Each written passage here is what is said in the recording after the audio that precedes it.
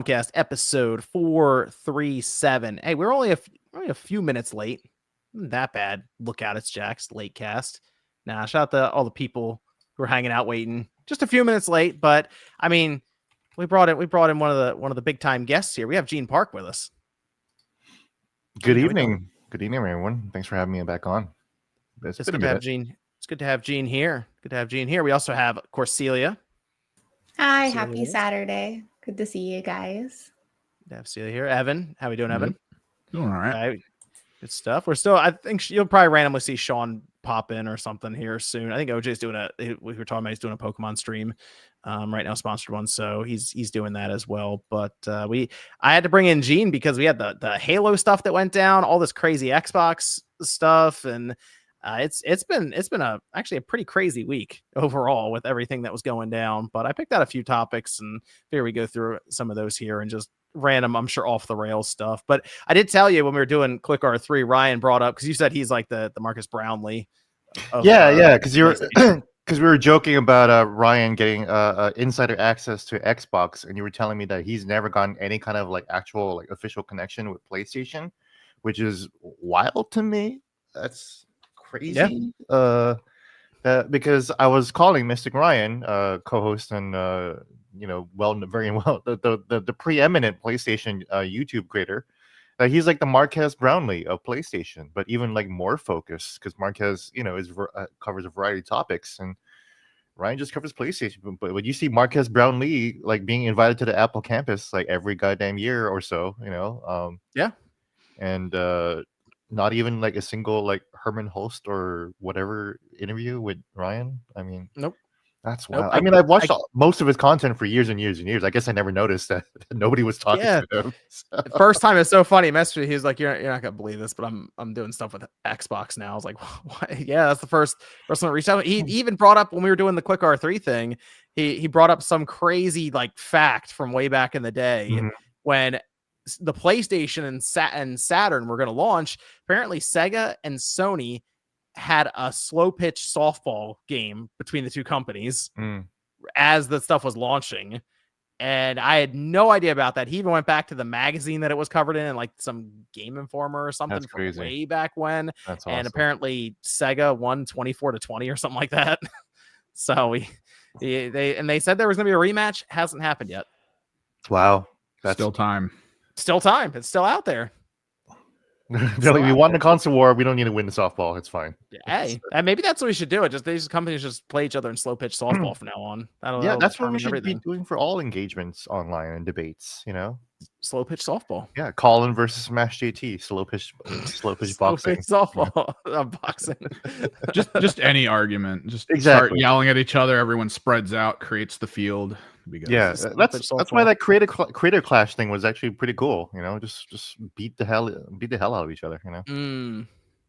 That is, it goes back to the old days, the cavemen, the barbaric. Yeah, the human nature. Just get in the ring and punch each other, and people will pay money to watch, even if they're really bad at boxing. It was the early days weren't great for that, but I mean now it's like gone, I guess, completely. So who knows? But it was like I said, it was a week. It was just interesting to see that Ryan had an interview with the people at Halo Studios and Microsoft, but man, nothing with PlayStation. They're missing out over their PlayStation. Yeah, I wonder if Xbox and I wonder if Satya Nadella is like, who's the biggest PlayStation creator out there? Let's tap into him real quick. Let's get that market. That's crazy. It's like, and then Brian Gerard, the longtime community manager and spokesman for the Halo brand, was up on stage at the Halo Worlds wearing a PlayStation shirt. Yeah, that got some reactions online. Yeah, he's not dumb. Brian's not a dumb guy. He had to have known what that would have done, and I hope he's happy. This is like I said. This has led to some reaction. Halo campaign evolved, getting revealed, and it is coming out 2026. And they showed us, I mean, they showed a whole gameplay snippet. Like they just played through Silent Cartographer, but they also had many people just hang out and play it at the event, but then also at home. They did it through like the Xbox Insider stuff, to my understanding. But Gene, you got to play it. And I said, like I mentioned, Ryan play. He even just upload. He sent me his gameplay. We just put it up on the screen during Click R3. And he's not as familiar with Halo, I think, as obviously as you went through and you ranked campaigns and multiplayer separately in a whole list. So you have a lot of experience with the Halo campaigns and stuff. I played in probably almost embarrassing amount of time with multiplayer over the last like 24 years. Yes. So I'm definitely more in tune with the multiplayer stuff, but I do enjoy the campaign quite a bit as well. What did you think though, as you're playing through it? Yeah, John, that's why I'm excited to be here, because I know that you are a real, like, you're one of the more preeminent like Halo lovers out there. Like you really know all the nitty-gritty details in a way that I think even I don't. Or even like creators like Hidden Xperia, I was actually watching his content earlier today to just kind of like brush up on stuff that I might have missed, and it turns out I missed like 70% of things. I can't look at Halo campaign evolve like he does and say, oh, that's the infinite elite design. That's the infinite plasma rifle design. I can't pick up on stuff like that, but I can say that I can. I played Halo 1 so much. Halo 1 is probably the game that I played more times than anything else besides Resident Evil 4. Those are the two most played games, replay games in my life. So picking back up, so the Halo Insider level that we got, that was only available for 2 days from October 22nd to the 24th. And when it got announced, that's when we all lost access to it, sadly. Oh, really? Yeah. It's just, wow. It's just like, shut it off. You want to see the rest of it? Go on our YouTube and give us those views. You want to re-experience that again. So that's why when you asked me on Twitter yesterday, oh, can the AI drive? I was like, oh, damn. Like I wonder if I can still access it. And the announcement just happened, and I was just playing it like maybe 2 hours before. So when I went back on, it just reverted back to its a little beta name or whatever. And then, it's just unplayable. So the reason I asked that, because back in the day when Halo 2 was coming out, we had that video that we now know, looking back on it, was kind of like faked a bit, right? I was there at the E3 actually. Yeah. So I remember, this is before YouTube and everything. I remember I had to download the video from, I feel like it was File Planet or something. Like they hosted it there. And I remember I downloaded, it took forever to download it back then. And because the file was like 100, 200 some odd megabytes, it was like high resolution, quote unquote, back then, for what we were used to. And I remember there were a few things that people freaked out about. One was like dual wielding, and the other one was the fact that AI could drive you now in Halo 2, because they couldn't in Halo 1. So that's why I asked. I was like, that's interesting. I wonder if they allow the AI to drive you around in this. Apparently they do. Apparently it is there. Yeah, I was actually there at that E3 showing.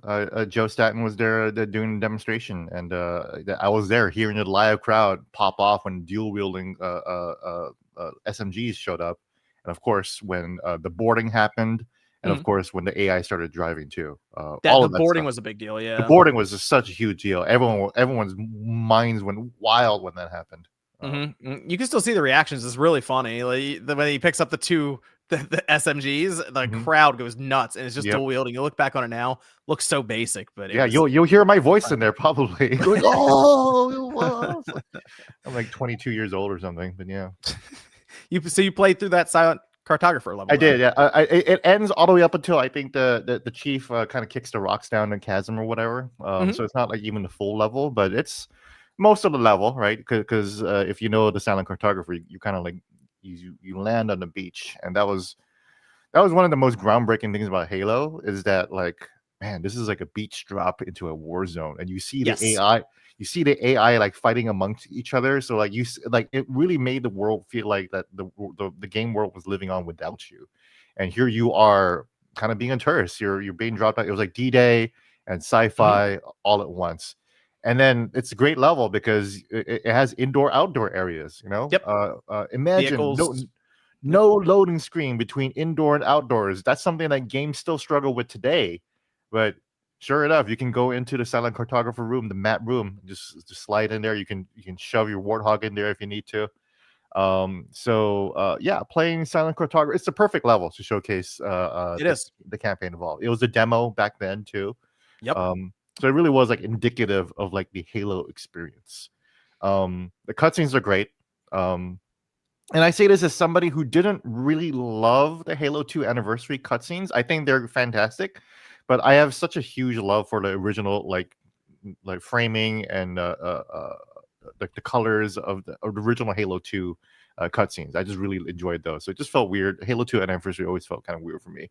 This one feels a little bit better. It feels a little bit more truer to the kind of the spirit of what they were trying to do. Of course, there was that awesome shot of that Aura farm shot of Master Chief holding on and standing as everyone is just shaking and the plane is moving around, and you just see Master Chief. He's the center of gravity. He's not. He's unmoved. You know, that's the Master Chief. That's the Master Chief that we love. You know, not someone who's taking off his helmet and having sex with prisoners of war, like he does in season 1 of Halo. That show got really weird. Yeah, Celia, have you seen the show? No, I see your eyes going like, what the hell? Yeah, I was like, what game is that? It's on Netflix now. Wow, Netflix today now. I learned. Yeah, I was pretty okay with the show all the way up until Master Chief started having sex, and I was like, I hate to incel out, but that is not my Master Chief, man. You can't be quick having time sex. prompt come up before it or something. Oh my god. Yeah. I don't need romantic options in my Halo game. Okay. Don't want a Halo dating sim? Oh. Yeah, it was different Celia's AI. thinking Maybe. about it. I know. I was like, okay, if you add a farming sim to that, I might be intrigued. And a cat. somewhere in Need a there, cat. And a Yeah. cat, obviously. Yeah. That goes without saying. Yeah. Are you? But, Are you? if you Are you have any gonna, questions about Sonic Cartography? Yeah. okay, Celia, are you gonna check out this Halo campaign? No. No? I have very limited knowledge about Halo, to be fully transparent, and it's mainly red versus blue. Remember that series? That got a lot that- of people into it, to be honest. Yeah, it's not pink, it's a light red is basically what I know about Halo. And I Hey, guess why are we apparently here? Master Chief has sex. So that's the 2 facts I know There about you go. Halo now. Cool. I'm a massive Halo fan. I got the Halo comic book here. Hell yeah. Oh, that's remember cool. the Halo graphic novel, and it even has Master Chief Johnson or Sergeant Johnson stories here. So I'm like, Oh, this yeah, new- because they're gonna do that. yes, Yeah. right here. See, like there's Sergeant Johnson, blasting away the flood right there, in a solo mission. So it's like, okay, well, this new Halo campaign Evolved is going to have new prequel missions, three new prequel missions starring the Chief and Johnson. So that's fascinating because Johnson has a whole other adventure on Halo that we don't know about. So I'd be really, really interested to see what they do with that and whether they adapt stuff that happens in the novels. I got a bunch of them back here. I'm a massive Halo fan. Like I'm like to Halo like Celia was to Pokemon, just wearing the shirts, showing up at the midnight launches, buying all the books, buying all the comics, buying the toys. So yeah, it's I'm really, really interested to see those 3 new missions. But graphics wise, I don't know. It was tough because Tom Warren had a different experience that he said it was smooth, but like I think if you watch the trailer, you can see the stuttering there already. Yes. I could, when I was doing the reaction, I was like, "Oh, okay." There's the Unreal stutter. There's It's another huge, stutter, right? It's obvious. So You see it in the trailer. You saw it mostly when he hopped on that warthog and drove off, and you see the guy in the back kind of like shaking back and forth a little bit. It was weird. Yeah. But it's almost like when it's streaming in assets or something. It's like if you're driving really fast, it'll just hitch a little, just that little mils, but it's enough to be like, "Whoa, what was that? Hold on." I'm telling you, it happens like when you're on the ground and just fighting. When I'm just swooping around and just trying to find new targets, it just like there's a huge hitch beforehand. So it is definitely an Unreal Engine 5 game. I can confirm that they made it on Unreal Engine 5. That's the concern that I see coming up. And after that gameplay, it's like, ooh, okay, they need to see eventually I'd like to think eventually somebody figures out Unreal Engine 5 and solves it, because the stuttering happens every time. And I will say, if a company's going to figure out, you assume it would be Microsoft, because they have the coalition team and that Microsoft's team is very, very good with Unreal Engine. So this you figure would be it, because this is like Halo Studios is making this thing. Yeah, the coalition makes great Gears of War games. Gears of War has always been a showboat for Unreal Engine since day one. So this is what you figure, is that they'd be able to make it happen. But at least from what they've shown so far, here's the thing: this is why we talk about how studios are afraid to showcase footage early, and I'm sure Celia, you probably can attest to that, because there's concern that there's not understanding with people who are seeing some of this stuff, that it is maybe even pre-alpha footage. It could be very, very early, because at the bottom, if you watch the gameplay, it just is what, pre-release footage, not final. Like it's plastered all over it. So it's tough when you see that, and now we have to sit here and be like, I hope they fix it by next year. I'm still trying to figure out when it's coming out, right? So the obvious time to release is in November of next year, so a full year from now, to coincide with the 25th anniversary for the brand and for Halo. But that does feel like a while. Yeah, it's gonna be a while. But yeah, you go into the menu screen and it was only silent cartographer selectable, which I was like, I kind of wanted a little bit more. Yeah, but yeah, so it was and especially since, so you see Jamie Griesemer, one of the lead engineers of Halo, and he was the guy who created the whole philosophy of having the design philosophy of 30 seconds of fun. Do you remember that, John? Yep. Where it's be able like, to walk like it so far before some fun has to happen. Yeah, exactly. It's got to be 30 seconds, and then once there's the holy trinity of action, which is the gun, the grenade, and the melee. And so Jamie is really, really particular about like the game design pacing, and he was complaining about how they actually remove rocks in a certain area of the silent cartographer, because that's where you first encounter in the game, I think, completely the hunters, the two big guys that shoot massive missiles at you. Yes. I thought I was like, I was a little confused when I saw that play out in Ryan, I think, right? Because I think he got to the hunters with the warthog, and I was like, that seems weird when I'm watching it. Like, I don't remember that happening. Like, you could get them there, but it was like that situation of, you heard from somebody you could do it because they actually like spent 15 or 20 minutes trying to get this warthog between rocks. Yes. It wasn't like it's not supposed to happen kind of thing. Yes. And it's like, yeah, people are like, oh, you could always do it back then. It's like, yes, yeah, you can, but you got to engineer a way. You got to do the warthog jump, which is of course a classic meme of internet history. Halo was like the origin of so many classic internet memes, really. Oh yeah. It's the warthog jump, that so many different classic clips. I did see that the grenade jumps are still in, apparently. So what I would have loved to do, I thought about this, is if you pile up the Marines and you keep killing them, they'll drop grenades. And the idea was, you have a pile of grenades, you get the warthog on top of it, you throw the grenade at it, and it explodes and launches it. I'd be curious if they have all the physics and stuff still in for that. Yeah, well, they do claim that the underlying code is still here. They just man, they that'd be cool.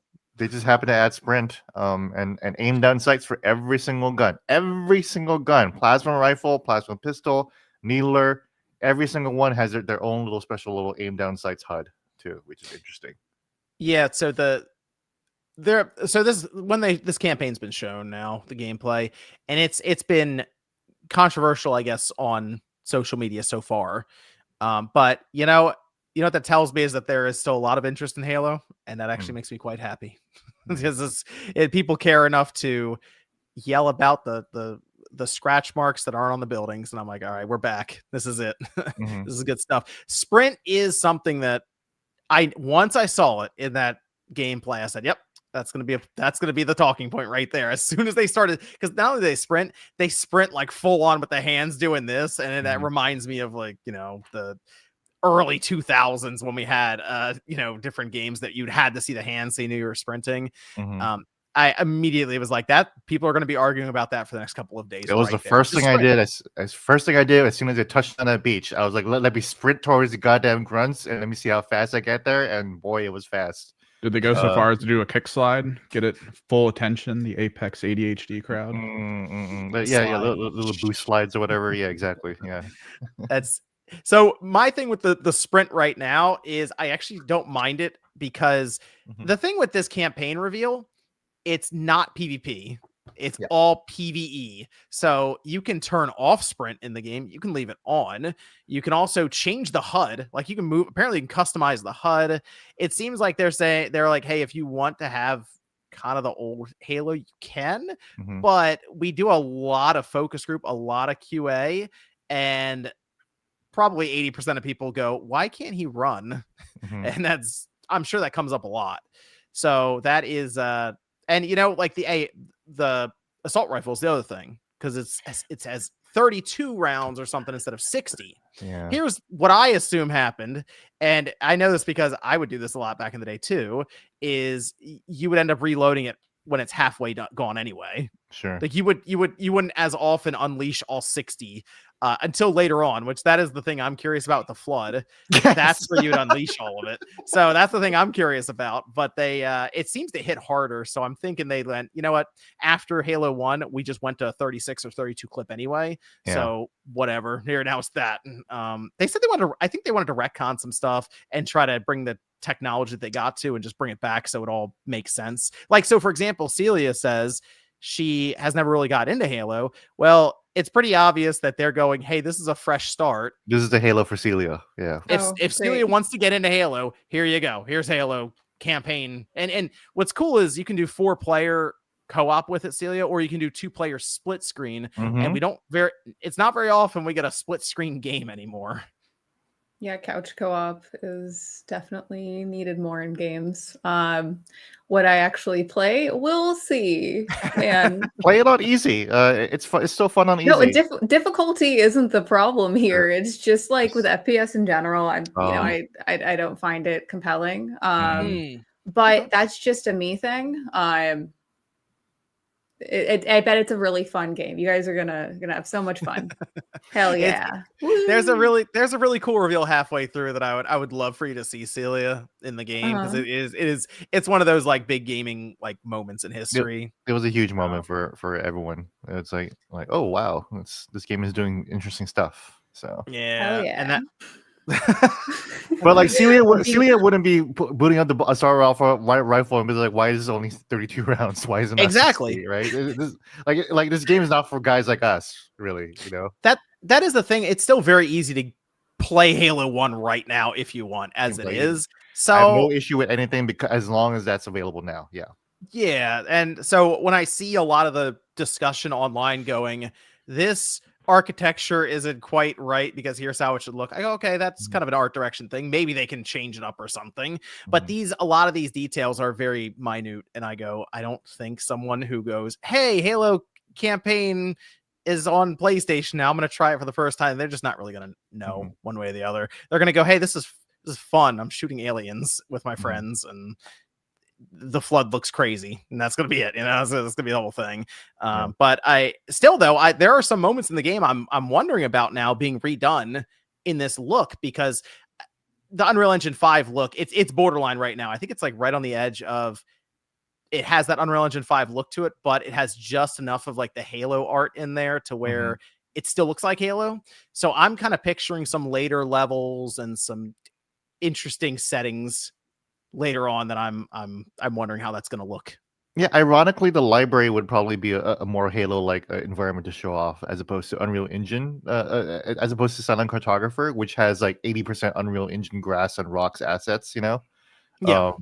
Versus the library, which is like, okay, this is all we are surrounded by the art style and the design, and this is all Forerunner technology that we need to blah blah blah represent. And it's got to be a little bit more unique than whatever Unreal Engine rocks that you can conjure up. I will say this. I think there was, and this is kind of a marketing thing, which I'm a little curious, because Celia, you'd be knowledgeable on this too. The reveal for this has been kind of strange so far. And look, the weekend's still going on, is what I'll say. Okay. There may or may not be something else going on out there. All right. That may happen. We'll see. But they showed up to an event that is based completely, yes, around Halo, but around the competitive multiplayer part of it.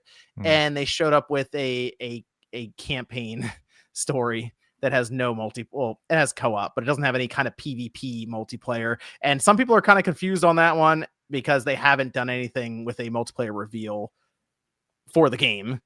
And it seems like a very weird thing to do at this time, at this event. On a Friday, like it was Friday news dump, right? It happened like Friday evening in the East Coast, Yeah. So that's the thing that's strange to me is they do have a multiplayer game and they haven't revealed it yet. And I don't know why they haven't revealed it yet other than would there be a concern, Celia, if you had that kind of stuff, that kind of information, 2 different games, one multiplayer, one full campaign like this, they're both Halo. Is there like an overrun on PR or something you'd be concerned about for all these companies or people you're reaching out to? But what I would feel is that there would be a confusion with messaging. Okay. Because, it's kind of cannibalizing the excitement of what the beat is for that game. And it's like, oh, and we have this too. It's easy to get things lost because, with consumers in general, when they're reading headlines, even if they don't watch the video or read the coverage, they're reading, the headline. You have a certain amount of characters to announce whatever news they're reporting on. So it might be just that they don't want to cannibalize news. And then in addition to that, with announcements, once you announce it, then it's suddenly old news. So if they wanted to touch upon, the beats again, and they weren't covered, it's significantly harder to get that attention again. So that's my guess of why they did that. But, it could be a variety of other reasons. Literal marketing beats that they're hitting. Yeah. Yep. So the belief right now is that there's this campaign and that there's a multiplayer game as well. Both of them are supposed to come out next year. If I think the campaign's coming out in November, I'd feel like this multiplayer would come out months before or even go into like a beta of some kind in the beginning of next year. So that's why I'm a little confused that they haven't shown it yet. But the Halo World Championships is technically still going on. And I guess it's always possible that they close out the event with it, or we don't see it until like Jeff's show or whenever, really. They can just drop it online. I don't think anything else is going to get announced. I think this is it. So seemed like I definitely haven't been given a heads up for anything else.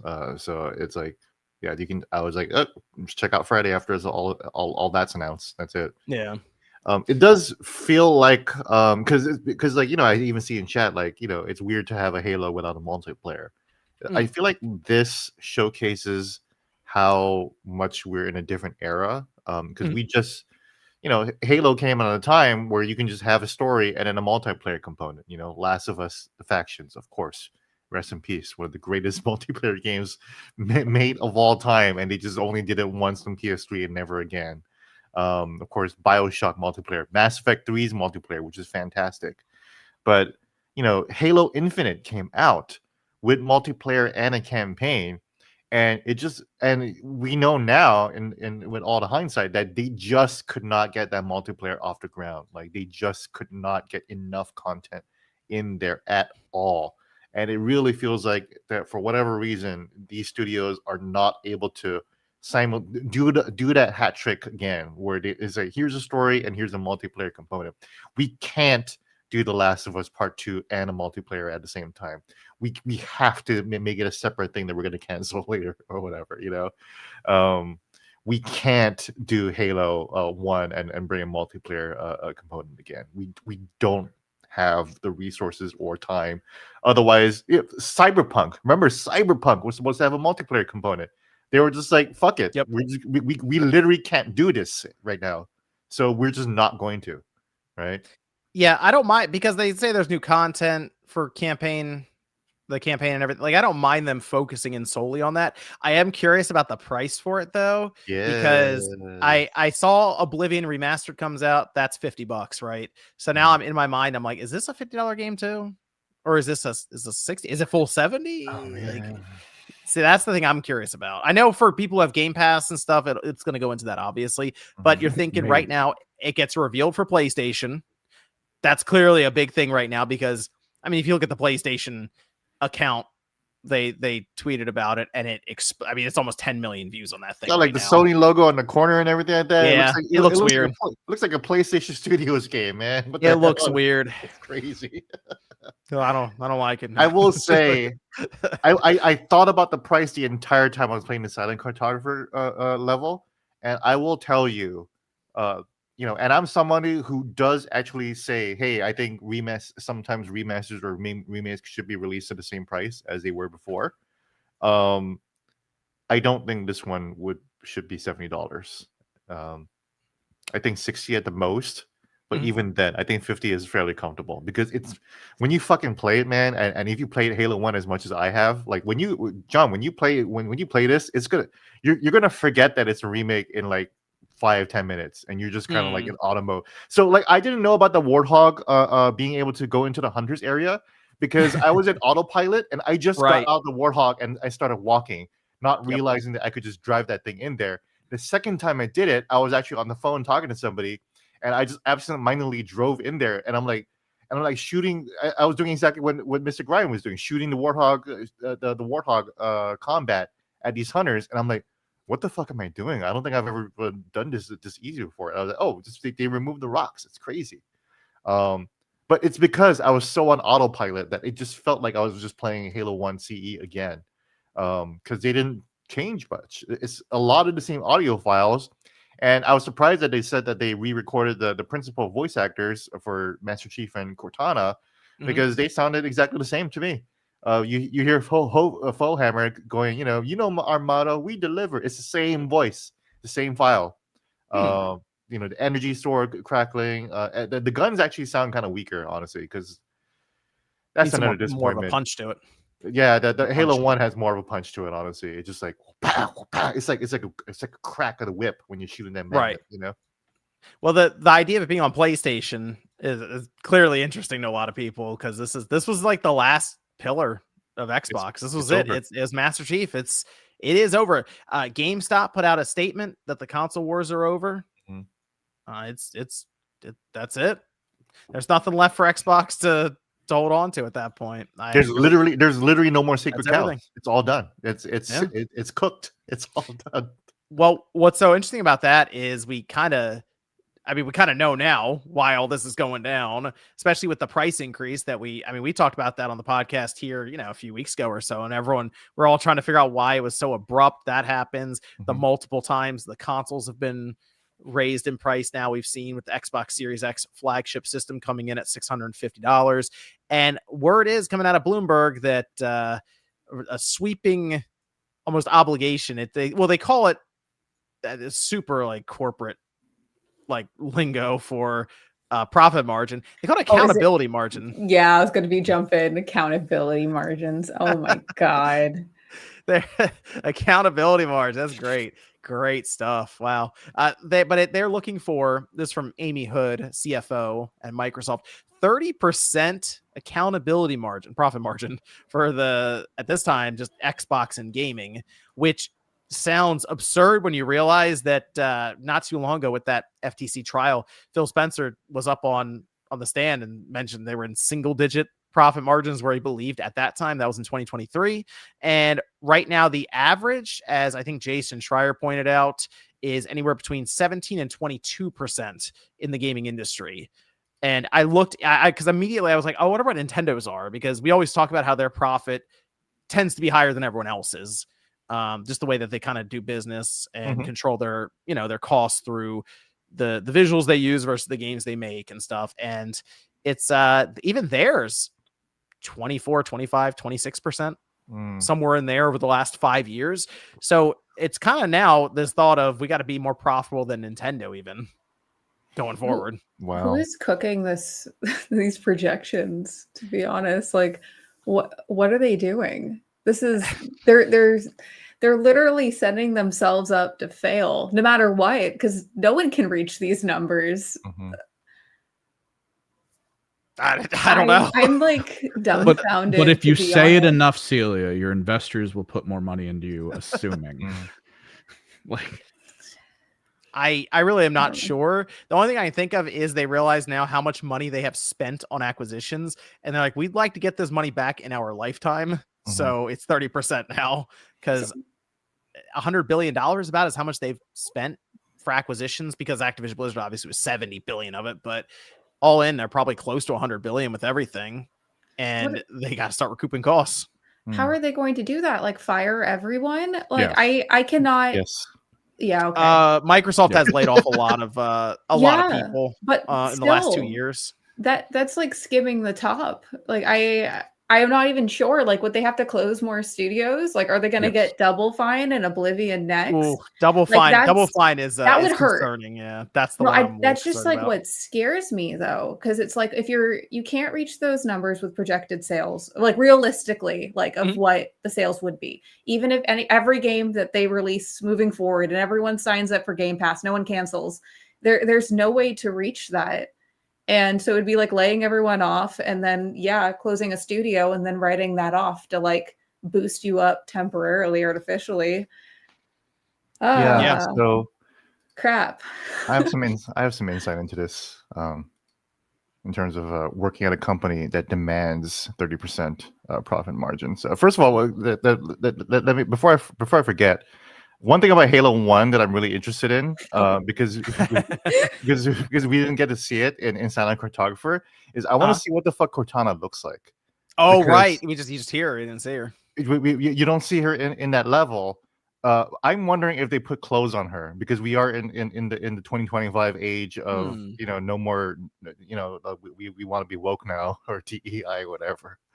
And it's like they did put clothes on the weapon in Halo Infinite. They made her dress up as an admiral. Well, here's the thing with that is Halo Infinite is teen rated, right? Yeah. This is mature rated, and then thankfully there is a lot of blood.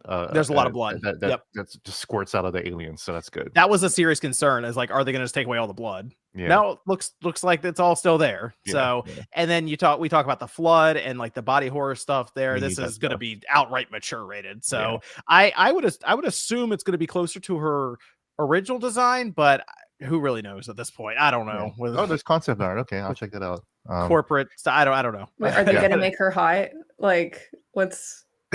No, they just make her look less naked, I guess, because she's naked. She's an AI girl. Okay, keep in mind, I know nothing. Yeah, you know about nothing. Halo. So I was like, wait, is she hot or not, or what's going on? Cortana is like the original like Siri for Apple, for Microsoft, but like she was a character first in Halo 1 as the AI girl that guides the Master Chief towards their missions or whatever. So she's like an AI woman in his head. When she appears as a projection, she's a purple lady, like that's naked and like all code or whatever. And as the series progressed, they kept putting like clothes on her and armor on her, and like and then like finally in Halo Infinite, the new version of her just completely has clothes on. So I'm interested to see what they do with this one. Like, are they gonna retroactively put a clothes on her or what? Anyways, that's just a whole other rant. Back to 30% profit margins. Well, Sorry, that was a great aside. I wanted to know too.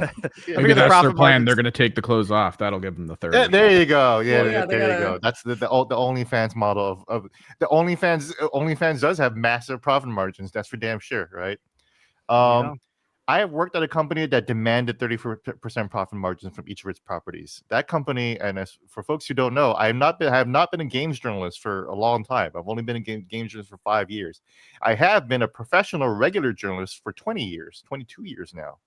And much of those years I spent under the Gannett Corporation, which used to be the largest newspaper chain in America. And Gannett owns USA Today, and I've worked at several two of their newspapers. Awful place. And part of the reason why is because Gannett Corporate here in Virginia, just down the street, they hate me, by the way, and I hate them. So I don't give a shit about. I'm actually blacklisted from working at Gannett. Period. Because of the shit I used to talk to them to their face while I worked there. But they demanded 30% profit margins from each of their newspapers all around the country, and this includes the Yukon Herald or whatever like that, just like small tiny newspapers. They're like, you need to make 30% of your money back. And guess what happened? They all shut down because nobody made 30%, and that was ridiculous. The Hawaii paper, the Honolulu Advertiser, did not make 30%. They were actually negative 10% profits. And once they finally shore up, got their shit together, and finally made 2% profit in a year, Gannett sold them. They were like, great, now you're saleable, so we'll just sell you off because you're not making 30%. You're garbage. So here's Gannett, the company that demand 30% of each of the companies. At the end of 2018, the company had 24,000 employees in the United States. by 2000 and by the end of 2020, 2 years later, it's now down to 13,000 people. So they cut off 11,000 people to maintain their profits. So what do you think Microsoft is going to do? Given their own history of cutting off literally 11,000 people in January or whatever, hundreds of people, they're going to slash and burn the legacy of Shinji Mikami until they had to sell out to Craft On. They're gonna have Harvey Smith, a legendary immersive sim developer, one of the most influential developers of all time, and they're going to shut his whole company down. And Phil Spencer recently said in an interview, he says, Microsoft has not been very good at taking care of his creative teams. It kind of sounds like Phil is kind of in a prison of his own making, where it's like, I don't know what to do. I know that we're bad at this. I know we're bad at this. I'm sorry. I know who he knows who Harvey Smith is. He knows who Shinji Mikami is, and he shut them all down. It kind of feels like at this point, he's just kind of there at Xbox. That's right now where you look at this, and it's pretty obvious the money people are in charge right now. Yeah, Amy Hood and all that. So it's like, 30% profit margins. Good luck. And Celia asked, who makes these decisions? Look, again, as people who, as someone who's been in these companies before, it's the executives. They're gonna and like Evan said, it makes the investors happy until 2 years later when that doesn't happen, and you're like, oh, you were lying, or you were lying. Like, this is impossible, I know I worked on newspapers where like by the end of 2027, we're going to be at 100 million subscribers, and we don't barely have like 500,000 even. Like we're not even like 1% into that goal. It's crazy. It's crazy.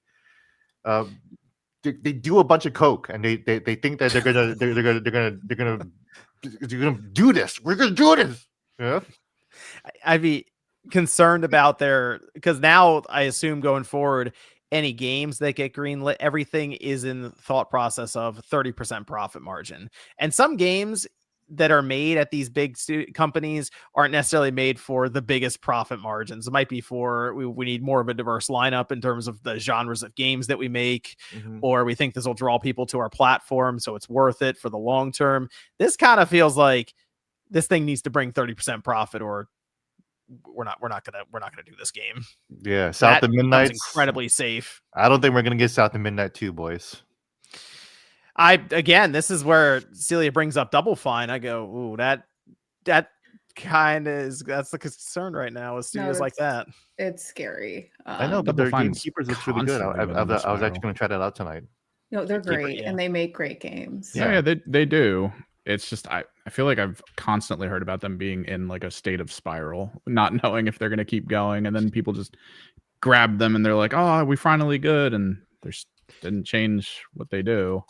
I'd like to think that if there's one studio there that's being somewhat protected by Phil Spencer, it'd probably be Double Fine. I have to imagine, but how long can you protect them for before Satya Nadella goes, "How much money are they actually making us?" It's like, well, not a lot. So.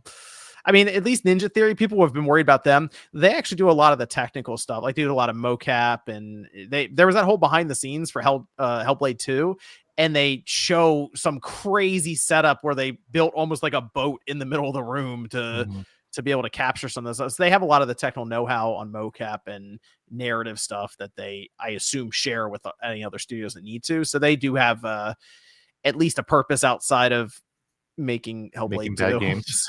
Well, out of curiosity, just to point something out, I saw on X a little while ago that some of the Rare, I think one of the directors for Rare or something like that, also left because of some discrepancies. Do you think this is related to all of these things? Because I feel like sometimes, like, it might be like a little coincidence, but I feel like unreasonable projections internally with people which are large studios that work with them. Yeah. Oh, it was Greg. Yeah, Greg left. Like, I'm like, the dots are a little bit connecting in my head. About why not? Things. Yeah. Like, because I was like, why would he leave?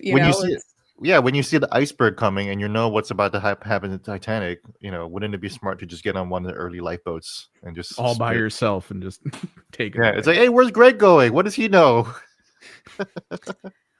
Like, And it's like, did you hear? 30%. We can't even do that. The iceberg is coming.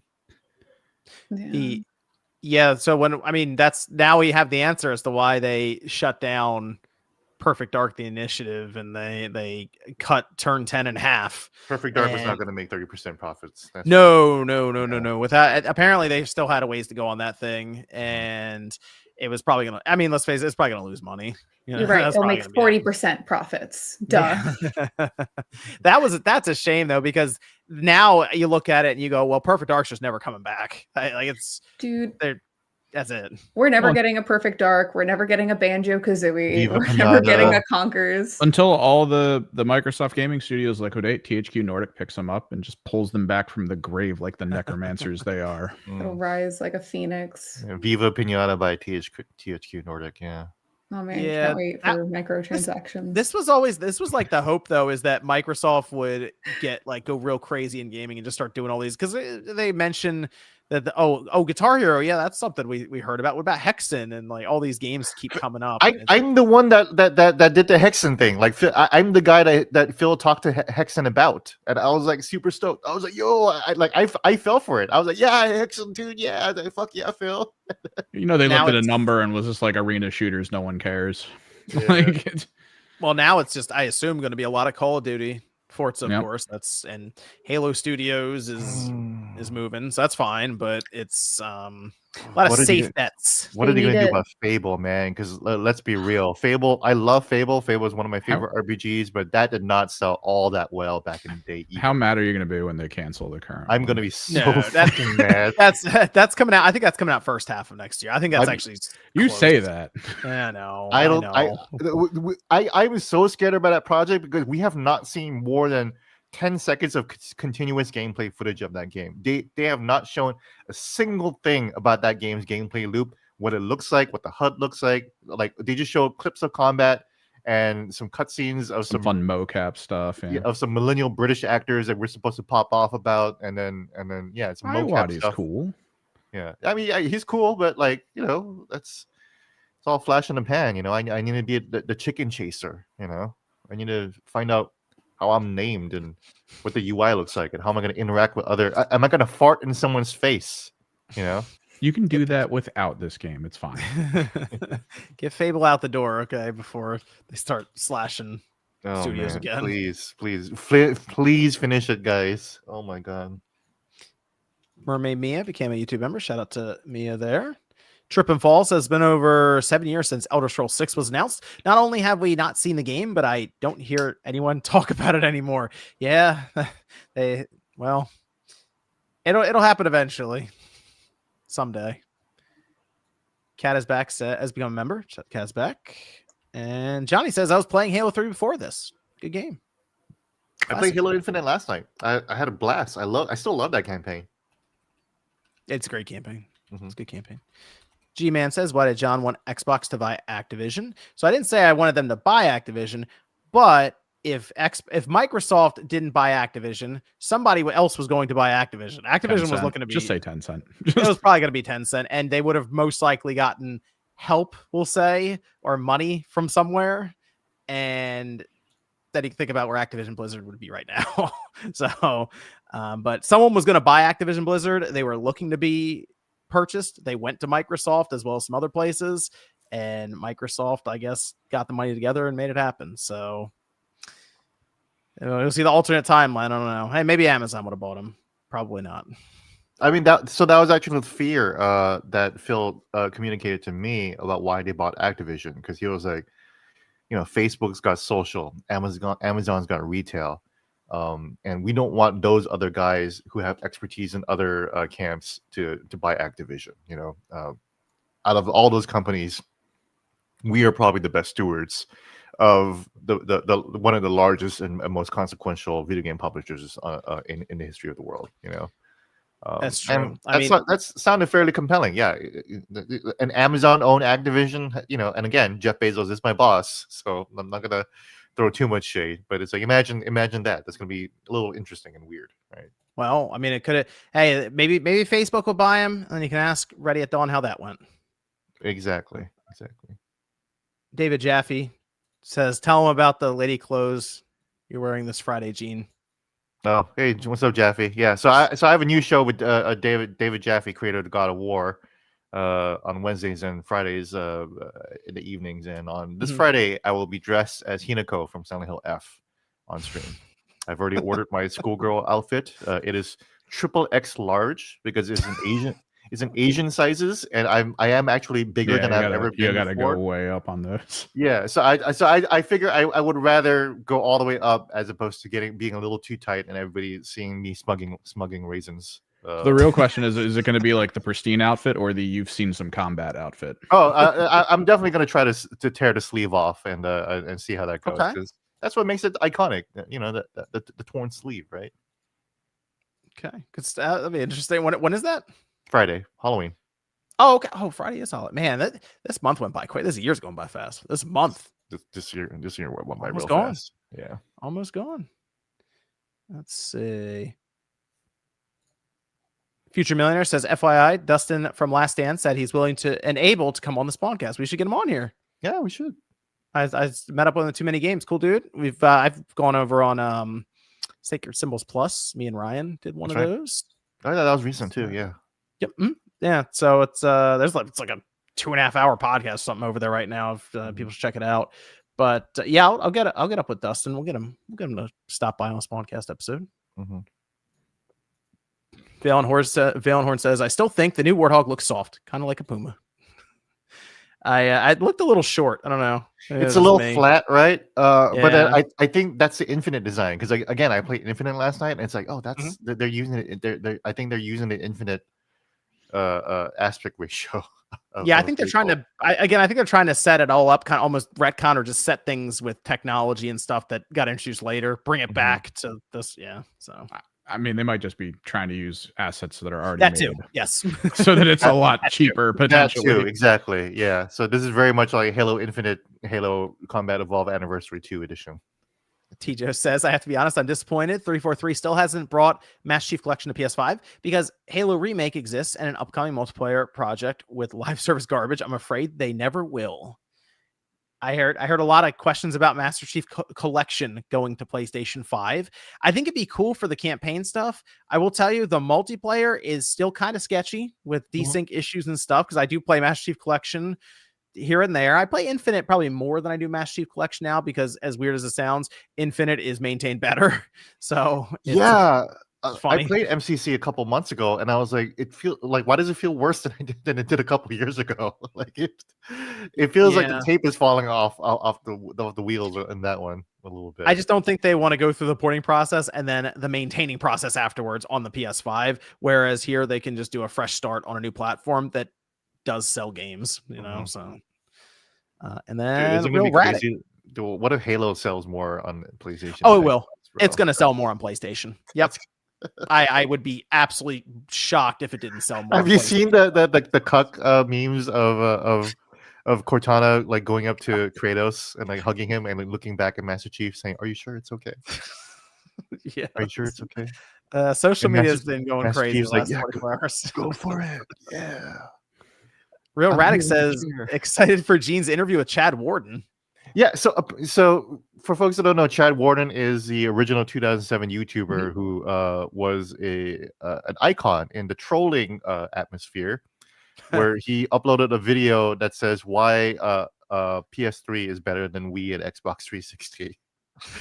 And then he's like some Filipino guy who was like throwing around the N-word a lot, but he also said, you know, Halo, more like Galo, you know, or Wii. Why does anyone want to play with a controller looking like a dildo, you know? And that's who you called. Ryan brought that up for one of the PSX "Gonna Give It to You" facts thing. Was Chad Warden? Wait, what? Ryan knows him? Yeah, oh yeah. Ryan knows him? Yeah, I feel like he's aware of him, or does he? He's aware of him. He doesn't know him. He's aware of him. No, I need to actually internet contact meme. this man. Oh, you're actually contacting. You're doing an interview with him. Yeah, no, I want to. So I might have. So I think I've heard. Last I heard that he actually lives in the Maryland area around here. So I've done Really? like some. Yeah, so I've done like some no. precursory He's searches. one of us. So I think I might actually have to like dox him. Like I think I might actually have to like do like my like full on investigative journalism. We got to put Sean on this. Oh my god, the things Sean has done. Maybe, yeah. Like, so I'm putting a call out there. If anyone knows the original Chad Warden, his name is Anthony Pinto. His real name is Anthony Pinto. If you know where he is, let him know that I would love to do a prestige profile in the Washington Post, like with a photo shoot. Like it'll be in the fall. If he has a family, like with his kids and his dogs and everything like that. I want to know what this original digital prophet is up to right now. I'll send Sean his name within an hour. We'll probably have Zillow pictures of the inside of his house. Please. Kendrick Lamar, get on the job, please. Well, Chad Warden, if you're in chat, let me know. We'll get you a link to StreamYard. I don't know. Celia's saying a lot. I don't know what's happening. She's saying something. Oh, you're muted. I see there or something. I was making the funniest of jokes, man. I was like, if anyone is his neighbor, like, please reach out. Gene wants to go stalk. Yes. If you know the legendary PS Triple Chad Warden guy, like, hit me up. I'm dead serious. I'm not even joking. I will use the full force of the Washington Post to find this man. Holy shit, man! Yeah. No expenses spared. I will activate our Pulitzer Prize winning like research team. Get it on there. And get a Pulitzer Prize winning photographer to take a photo of this man. Gene, can't you just like find him on Instagram? Like I feel like you could just type in his name. I tried. He's kind of a ghost. He's actually like taken a lot of steps to remove himself offline. He probably has like a whole family. He's probably built a nice life for himself. Just left all that behind him. Like you knock on his door and he's like, no. I left that behind. He gets a shotgun. Get the fuck off my property. Just like, oh, wait. It'll be the best title for a write-up ever. I went troll hunting. Yeah, there you go. For the original troll, the original troll. Hey Gene, how's Pokemon doing over there for you? I haven't really played too much of it, but I did have a review that did very well at the Washington Post. So much so that our top editors like had a meeting about it. They're like, really? Yeah. What is this Pokemon? Yeah. No, they put up on their screen, and it's like the number one read story on our site was Gene Park's Pokemon Legends ZA review. Wow. Hundreds of people subscribed to the Washington Post just to read it, which is interesting. You do it because I wrote the headline. I'm 44, and Pokemon Legends ZA is making me feel the walls closing. That's a good title. That's really good. Yeah, and then my editors like I don't know, don't you want it to make it like a more straightforward review? And I was like, no, I think I need to emphasize how old I am so people can come and gawk at it. And that was exactly what people did. And like all the comments are people making fun of me, like, look at this old man fucking playing Pokemon by himself. He's gonna die alone, blah blah blah. I was like, I might, but thanks for reading. Always a chance. Guy surrounded by my Pokemon. That's what happened. I actually brought the Metacritic score down by like 2 points once my review landed. So I'm sorry, guys. Yeah. I gave it. What was your score on review it? I gave it. Yeah. I gave it 2.5 out of 4 stars. So it's like around like 65, 67, range or whatever like that. Using the full scale. Yes, I actually did because I had a problem with the graphics. I think it's not because I think I need Halo remake Unreal Engine graphics for this thing. Obviously that would be kind of terrifying if you think about it. Yeah, that'd be awful. But like for me, I just think that if this whole thing is going to take place in one city, one Lumio city, I just want the city to feel like a little bit more alive than it does. Even if it doesn't have like nice textures, like I wish like it does have different districts, but I wish some of the districts were like distinguishable from each other. Thematic. Yeah, thematic, and it's like it's such a diverse city. And I did play Pokemon X and Y. I never finished it, so I think lore-wise, a lot of that stuff is just like flying way over my head in terms of that stuff. But the battle system's fun; it's great.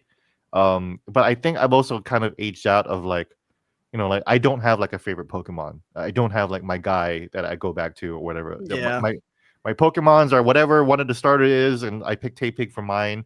I kind of wish I picked someone else because you get to pick the Kantos starters later, It'd be nice to have Charizard in my team, but whatever. I'm rolling with it. Tay-Pig, I always have a Pikachu because I'm an OG Ash Ketchum Gen 1 guy. I always have a Magikarp that I always transform into Gyarados. Yep, Gyarados. He's Gyarados is my flying water Pokemon, and then the rest of the 3 is just like whatever the legendary is for that game, and like 2 others that, a rock type and a fairy type. I don't care, but the battling is a lot of fun, definitely. So I've been kind of going back into that. Also, I kind of want to go back into it because I see everyone else having fun with it. I'm like, fuck me, right? Maybe I should go back and just have some fun, That's what I mentioned that this past week that I'm not the biggest Pokemon fan. Not like how it used to be back in the late 90s, early 2000s. I'm the person still with the Charizard shirt because that's like it ended at 250 for me for the Pokemon types. And I hear there's over 1,000. Yeah, I'm just lost. I don't know. I was playing and I'm like, I don't know what that is, but I'm gonna throw a Pokeball at it. I guess that's it. That's the extent of it. I saw Pikachu. I was like, you said, Gene. Hey, I know that. They're in my party. I'm very particular about. I had to be able to remember what the names are. That's really it. So I do know the difference between the male and the female Pikachu too. So I'm just like, okay, the tail. Yeah, I know that enough. And to be clear, I love Scarlet and Violet. And I actually popped in Violet right after I played. That's why I settled on 2.45 out of 4, and I decided to score it lower because once I started playing Pokemon Violet, I was like, I'm having a lot more fun with this one because the world is just cooler. It's like that. Yeah, the graphics might be a little bit uglier, but like I just would rather explore like an interesting, diverse world versus like city blocks of the same thing. Yeah, it's a lot easier to go back to Scarlet and Violet now though with the Switch 2 because the Switch 1 it was actually like disgusting to play. The Switch 2 is just significantly better now. It was a little vomitous. I agree in Switch 1. So with Switch 2 with all the upgrades and the smooth frame rate, it looks beautiful now. Actually, it looks pretty stunning. Yeah, so that's my thing though. It's I feel old when I play Pokemon now, just because all I think about are like the red, blue, yellow, gold, silver, crystal, sapphire, and ruby and emerald and stuff. I guess that's kind of where it started to tail off for me till like the DS stuff came out. But I see people online now who are like, no, I've been playing Pokemon forever, and take a picture of their shelf, and it's the DS games. I go, man, we really are. Just old. We're old. We're old, man. This is old, man. Yeah, Pokemon came out when I was in high school, so it was still like right at the cusp of like where it's like it's fine for me to get into it, like super into it. And also, I went to school with a bunch of Japanese kids, so they were all playing it like way before anyone else too. Not here. It was the problem we ran into was it was fine when it came out when I was like 11 or so, so it's fine then. Get into high school. Can't play it, you're nerd. Get into college, you're good to go again. Like there's like this 4 or 5 year gap where you got like not beaten up, but like made fun of and stuff for Pokemon, and then you got out of high school and into college, and everyone was playing Pokemon again. So see, that's different for me. See, I'm like 5 years ahead of you. So like when I got into college, it was right around the time where I would have gotten beaten up in college at the frat houses for playing Pokemon. So I stopped doing that, and I guess right around the time you got to college, I started to play Pokemon again, and it was fine. As a working professional adult, it was fine, and nobody cared. Because it became kind of, I feel like it maybe became not nostalgic, but it was a little older then. It was like 8 or 9 years after it had come out, almost the 10-year mark, and you go, okay, wow, it has been a long time. I played that when I wasn't worried about the world in front of me. Also, like, and also by that time, it proved that it wasn't a fad. It wasn't like a South Park fad, like the Japanese are taking over kind of thing. It's like no, Pokemon is like a permanent part of the culture now. Yeah, exactly. Yeah. So it was, I mean, at that time when I was in high school, that's when it started to become somewhat acceptable to play video games at all. That's where you guys should say years when you're talking about this, because I don't know what year you graduated high school. I graduated in like 06. I graduated 99. So yeah. So okay. Nice. 04. Because I was in 2nd grade when Pokemon came out, and it was like Pokemania, and it was fucking awesome. It was crazy. Like if you're in elementary school, that's probably it was so cool. I was so cool then because I like knew all the Pokemon and had like the games and stuff. It was a great time. Everyone brought their Game Boys to school. Pokemon got banned for a little bit. Yeah. And my 4th grade teacher, I had like these like little Eevee Pikachu figurines that my friend got me, Mhm. and he took them away, and it was so mean because like Pokemon was banned for a bit because like the kids weren't paying attention. But yeah, I think like throughout all like my schooling and like even high school, like Pokemon was still cool because Mhm. like in 2006, like that's when the DS came out, and like I was in high school then, and like everyone just brought their DSs because PictoChat was a thing, so kids would use it to cheat. Mhm. I mean, Really? study. Yeah, because dude, you could Funny. just connect and then message each other. It was like I am. Yeah. It was awesome. Yeah, it was cool for me in high school because again I went to school in the Pacific Islands in Guam, so I Mhm. went to school with a bunch of Japanese kids. So it was just a lot of Japanese kids in high school, just playing Pokemon, including like the cool Japanese kids, like the guys who smoked and were kind of like punk rockers, Japanese dudes. Like this one guy Yuki, like I'll never forget. Like we were playing Pokemon, and then he went to go take a piss. And then he yelled back at me. He was like, "Gene, yo, I think I got a STD, bro." And I was like, "Yo, really?" And that was it's Did you high five? Where does Pokemon go into that I story? was gonna say, we were playing Pokemon. We were trading Pokemon on our Game Boys, and then So you had the link cable like with in the one link hand. cable. you had And the he- link cable attached while that was Like, going down. okay. Yeah, and then he went to go take a piss, and that Bro. was like the first time I knew somebody who had an STD because and I was like, Wild. okay, well maybe we can do this later. I don't know. Wild. Yeah, shout out to Yuki. I hope you're okay. Yeah. Hope you're doing good, man.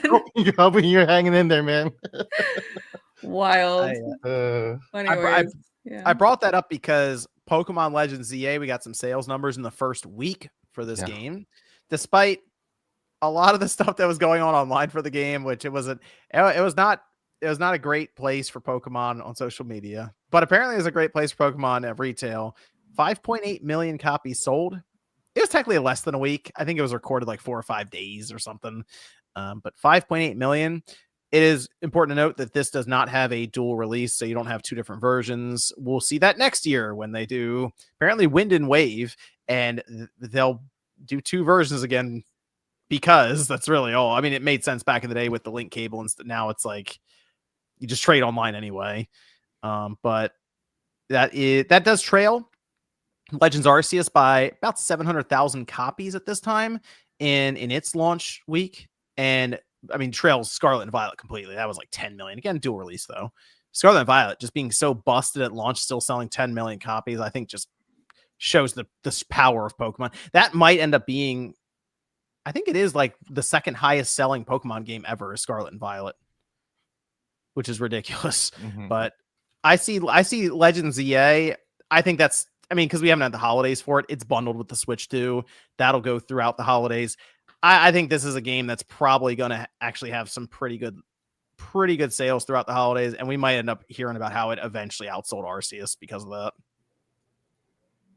So Pokemon, despite everything, unstoppable. And it makes people wonder if that's why Game Freak is like, you know what? The buildings are flat. What are you going to do about it? I mean, yeah. What are we Get gonna fucked, do about kids. it? Honestly. That's basically it. Honestly, like who cares what the Washington Post games critic thinks? Like they're swimming in money after like 3 days. It makes no sense. Who cares? I mean, we saw those estimated budgets that were, they said it was like 13 million. You throw marketing and stuff, it's probably more than double that, really. But it still makes you go, wow, they made a lot of money in 4 days. How did ZA play on the regular Switch? Like the first one? That's a good question. I did not play it on the regular Switch. I think, I mean, the frame rate was 30.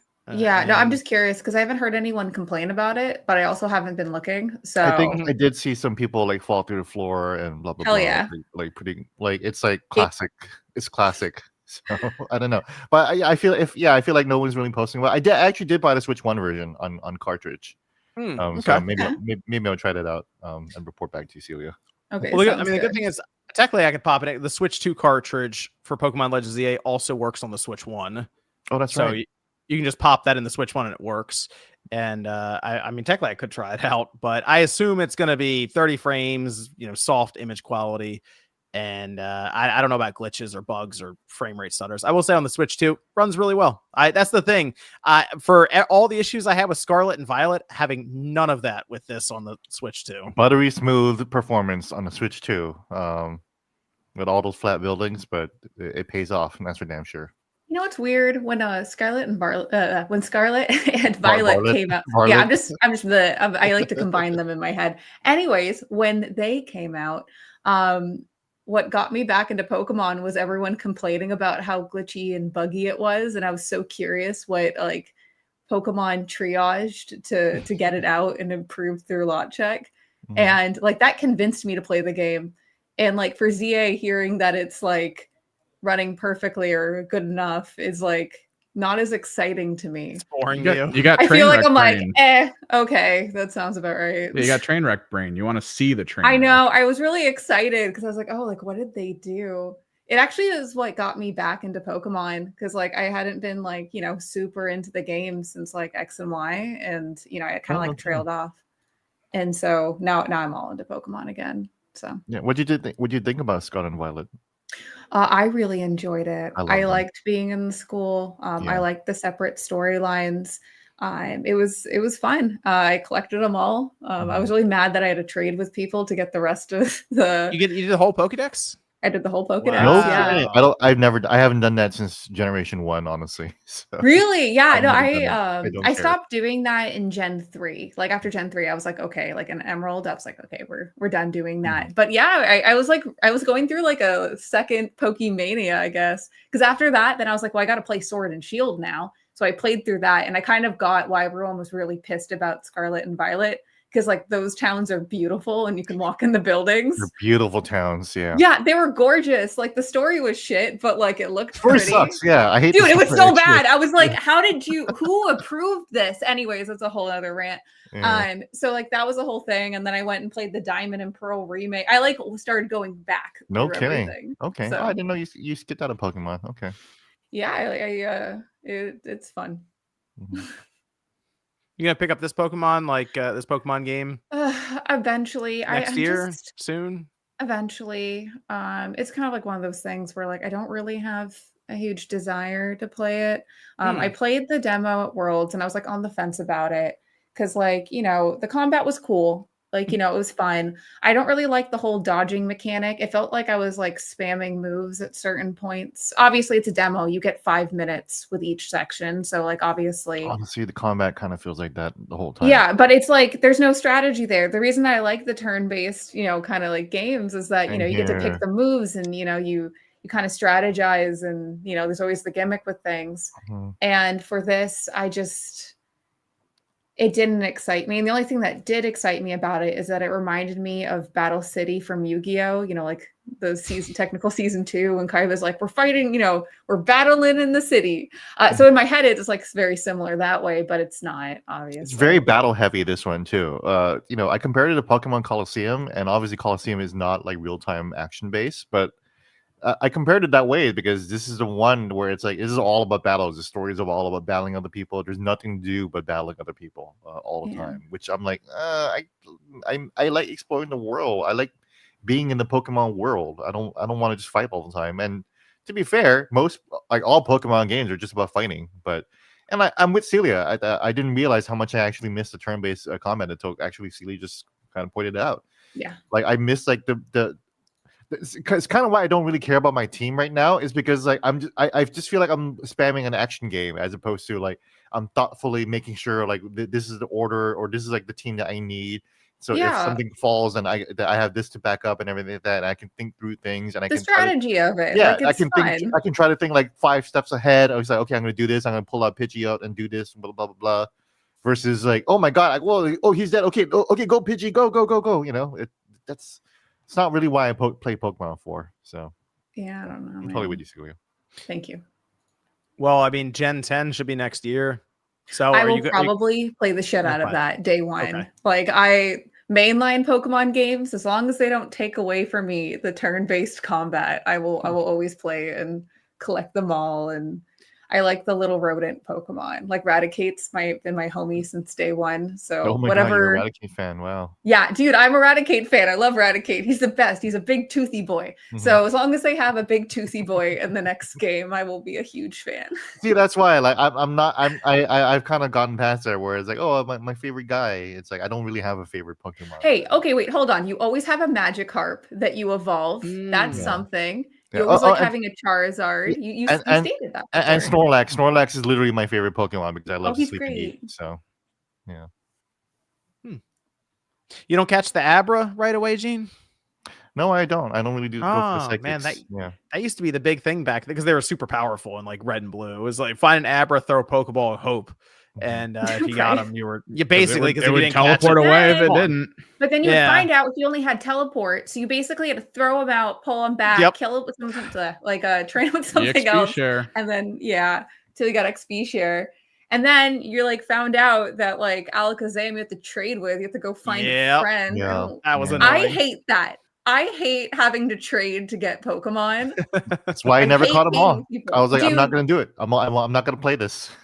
Dude, I begrudgingly traded with people. And everyone was super nice and kind. And like I had posted on Twitter and was like, hey, like who has these Pokemon? And like people did, I did, connect with people. But that is fun. I was so bitter because I just wanted to catch them on my own. Side note, maybe one of the reasons that I hate playing like FPS and stuff like that is because I hate playing with people. Like I just like really? I don't like playing with other people. I just want to play my solo adventure and just have fun. If you get but then if you have that hate already, you should be really good at like free for all when you play by yourself and you have the hate going in and you got to take everybody out. No, but then I'm playing with people. I don't like that. I like my own adventure. Like if you hear all my favorite games, they are single player adventures where I can just be in the zone and it's great. So I'm that way too. I don't really play a lot of multiplayer these days. But like growing up, like I had dial-up internet. Like my parents kept AOL forever. So I that might be a part of it as well. Hey, the Dreamcast got you covered. Play Phantasy Star with that. Now I've run polls before on the channel asking people if they like do more multiplayer, single player. Most of the time it skews heavily in favor of single player. Yeah, but you've cultivated that crowd. That crowd is definitely here. These polls definitely leave the channel because I look back and it's like 50 some odd thousand votes on it. I'm like, what? And it's getting recommended to random people. And I'm telling you, it's like it's probably like 60-40 in favor of single player most times. Like, what do you play more? And that could also be, I can't get together with friends as much anymore because I'm getting older and it's like, well, the single player I can jump in for an hour and jump back out or something. So it'll get skewed for that too. Cause I feel like I played a lot more multiplayer back in like the high school and college days than I do now. So just the way it goes, you get old. So I mentioned the 5.8 million for Pokemon, and that was kind of purposeful because we're going back to Microsoft. It doesn't matter. I know. It doesn't matter, John. I know. It doesn't matter. It's Xbox. Look at how it not matters. Xbox. They've been making the rounds with a lot of PR, a lot of statements to PR. Why do they do so many interviews? It's crazy. I don't know. They're everywhere. The thing I'll give PlayStation and Nintendo credit for, they just shut up. Yeah. That's it. They just don't say anything. They're so quiet, aren't they? Or when they do say something, like Nintendo will have it on their developer. It's I'm sure they read through it. Because it's transcribed most times, and they'll check it out. It's like the developer. What do they call those? It's something. But they'll have the developers sit down at a table in like jumpsuits and talk to people about the game they're making and stuff. And Sony will just post the stuff in an interview to PlayStation Blog. But then you have Microsoft go everywhere. They just send out, it's like Matt Booty, Phil Spencer, and Sarah Bond, and they all go in different directions and go find an outlet to talk to. Sometimes multiple times in the same day. Yeah, it's like a game they're playing on like how many outlets can we get on, by the end of the week. Probably trying to justify their prices as, all their coworkers are being fired. Thank you, Bobo. It's Ask the Developer. Absolutely. Ask the Developer for Nintendo, yes. Yes, they all wear their little jumpsuits, which is so funny too. They're like, let's get a uniform. Well, Sarah Bond was in an interview that was with Mashable, and she talked about exclusive games. Yes, yeah. Mashable is still around? Yo. They did a whole, they have like a whole YouTube channel where they did an interview with her. Yeah. And she talked about exclusives and said we're really seeing people evolve way past that. When she was asked about like big titles coming to Xbox and their stance on like exclusive titles versus multi-platform because their Xbox Play Anywhere initiative. And I said like the biggest games in the world are available everywhere. You look at Call of Duty, Minecraft, Fortnite, Roblox. That's actually what's really driving community in gaming. That's where people gather, they have experiences, and the idea of locking it to one store or one device, like exclusive titles, is antiquated for most people. So this caused a whole stir because obviously saying that exclusive titles are antiquated brings up the conversation of, are exclusive games even necessary in gaming now? Or should these platform holders be pursuing exclusives? And that it's interesting to hear that coming from Microsoft because of course they're going to say that when, the exclusives just haven't really been working for them. Well, No. yeah, user acquisition is very expensive. It costs more money to get people to jump if they were like, let's say, a PlayStation loyalist, to jump over and buy an Xbox, like, and solely play on that and buy exclusives. What's cheaper is to jump into other ecosystems and get that 70% cut of the game sales. Like that makes more sense from that. Unfortunately, though, though it can get profits that way, they're diluting their market. So I get why they're saying that from their point of view for their business strategy, but it is disappointing. Mm-hmm. And I get why she's saying that because she's not Sarah, and I've spoken to Sarah a couple times. She's a lovely person, right? Mm-hmm. No, of course. Lovely woman. She is not wrong in pointing out that the biggest games in the world, Minecraft, Fortnite, Call of Duty, and and two of them which they acquired themselves, are bigger than most platforms. They are bigger than Mario Kart 8, which does sell a lot, but but then you also have to think about the upkeep. Fortnite is taking like almost a full force of Epic to maintain. Call of Duty requires thousands of people, like a small city amount of people to produce every year and maintain as well. I have no idea what Minecraft does, but look at Roblox. Roblox hasn't been profitable at all.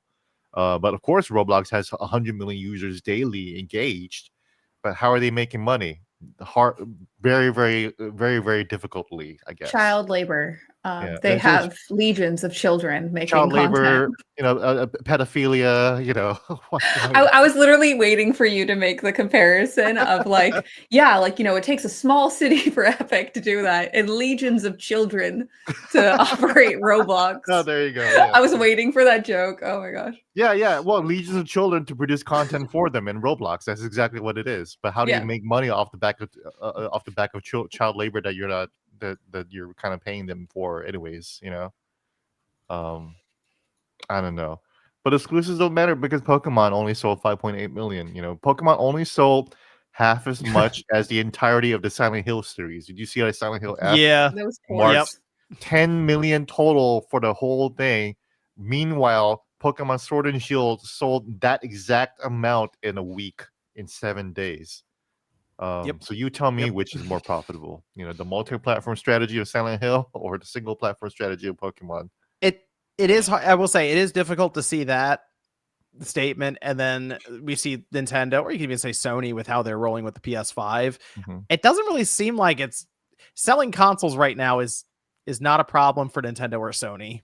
It just seems to be a problem for Microsoft. Like it's so it is interesting to paint that picture of exclusive games and even consoles themselves being antiquated, like the idea of having an exclusive platform when it's, the majority of the market right now, yes, is looking at these multiplayer games. But when you look at the three big companies, two of them seem to be able to sell their console just fine. So I know that this has been a repeat topic, but I'm really disappointed that they raised the price of the Xbox. It would have been really cool if they went into the holiday season and were the more affordable option of the three, or a competitive affordable option of the three, and saw how their sales did. I would love to see that. Unfortunately, that's not the case. And, they've been having sales drop every year. And now that there's a price hike, I'm very curious what the Black Friday deal is going to be. Is it going to be just regular price from before for this console. Like, I don't know what their strategy is, to be honest. Next generation is interesting for Microsoft because the 30% mandate, I think, is going to come up. I don't think they're looking to lose money on the next system. I think they're looking to make money on it. And I originally was thinking we could see $1,000 system from them, and kind of thinking it might be like 1,200. Probably. Yeah. I have a thought exercise for everybody, including the chat. Because we always kind of go to the default. Well, of course, Call of Duty has to be multi-platform. You know, it's everywhere, right? So why would you buy Call of Duty and make it multi-platform? What if Satya Nadella just did like a bunch of coke and he was just like feeding himself, and he was like, "Fuck everybody else. Fuck all the platforms. If you want to fucking play Call of Duty, you fucking play on an Xbox, and that's it. Fuck the PC platform. Fuck everything else. You have to buy the Xbox Series X or at least the Series S if you want to play Call of Duty." That'll be the greatest ad for Battlefield 6 of all time.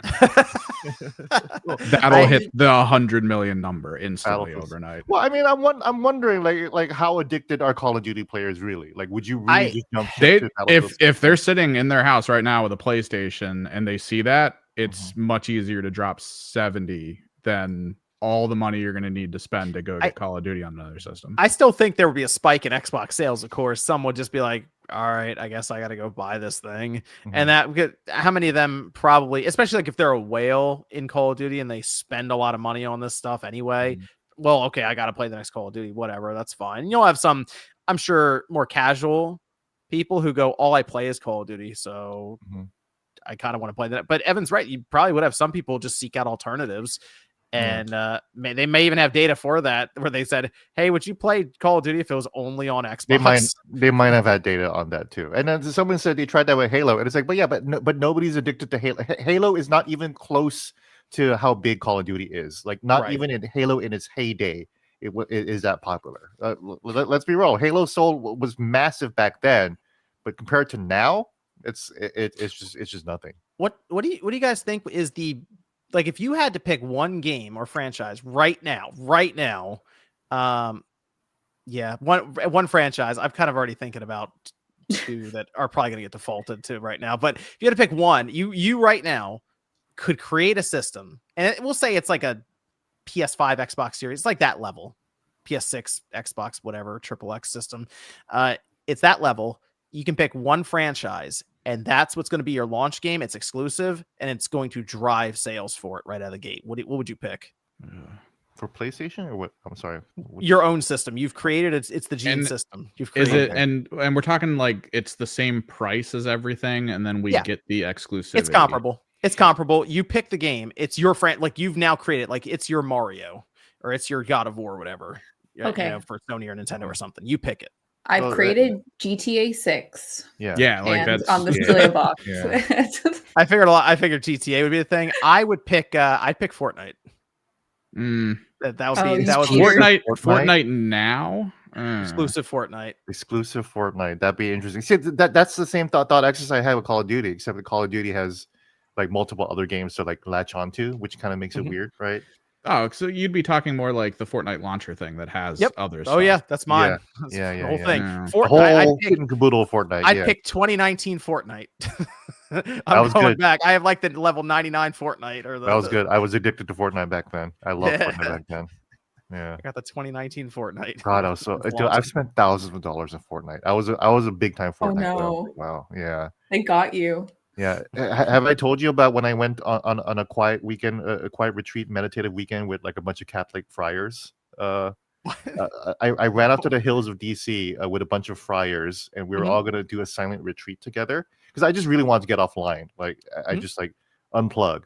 So I got a cabin in the woods with other friars who had other cabins, and we all lived among the deer to pray and whatever, and just not have, and I just had to like bring my own food and cook it there. But while I was on that silent retreat during prayer, I was also playing Fortnite on my phone because that was the only way I could play Fortnite, and it was on my iPhone. And I had doing like one of these where you're off to the side. Yeah, I was literally like I kept dropping into a bush, and I would just leave it there, and I'll continue to pray. You know, please keep me offline. Please give me this battle royale. Yeah. This number one. This victory royale, please. Oh my god. Number one victory royale, please. Yes. Yeah. That's the exclusive thing. To me, it's clear exclusives still work. Nintendo is they'd go down with the ship rather than put Mario somewhere else. I'm convinced. Yeah. So as long as Pokemon and Mario and Zelda sells, Nintendo will keep them exclusive. I'm sure. They'd rather execute Mario than put him on any other console. Basically, that's why even the phone when they did that, were that cool was with them on the surprising. phone though. Yeah, Even that was a little shocking. I was like, oh, they're putting it on cell phones. But I mean, in Japan, cell phone is very popular. So that's true. That's true. But they've dabbled with mobile in general, like previously.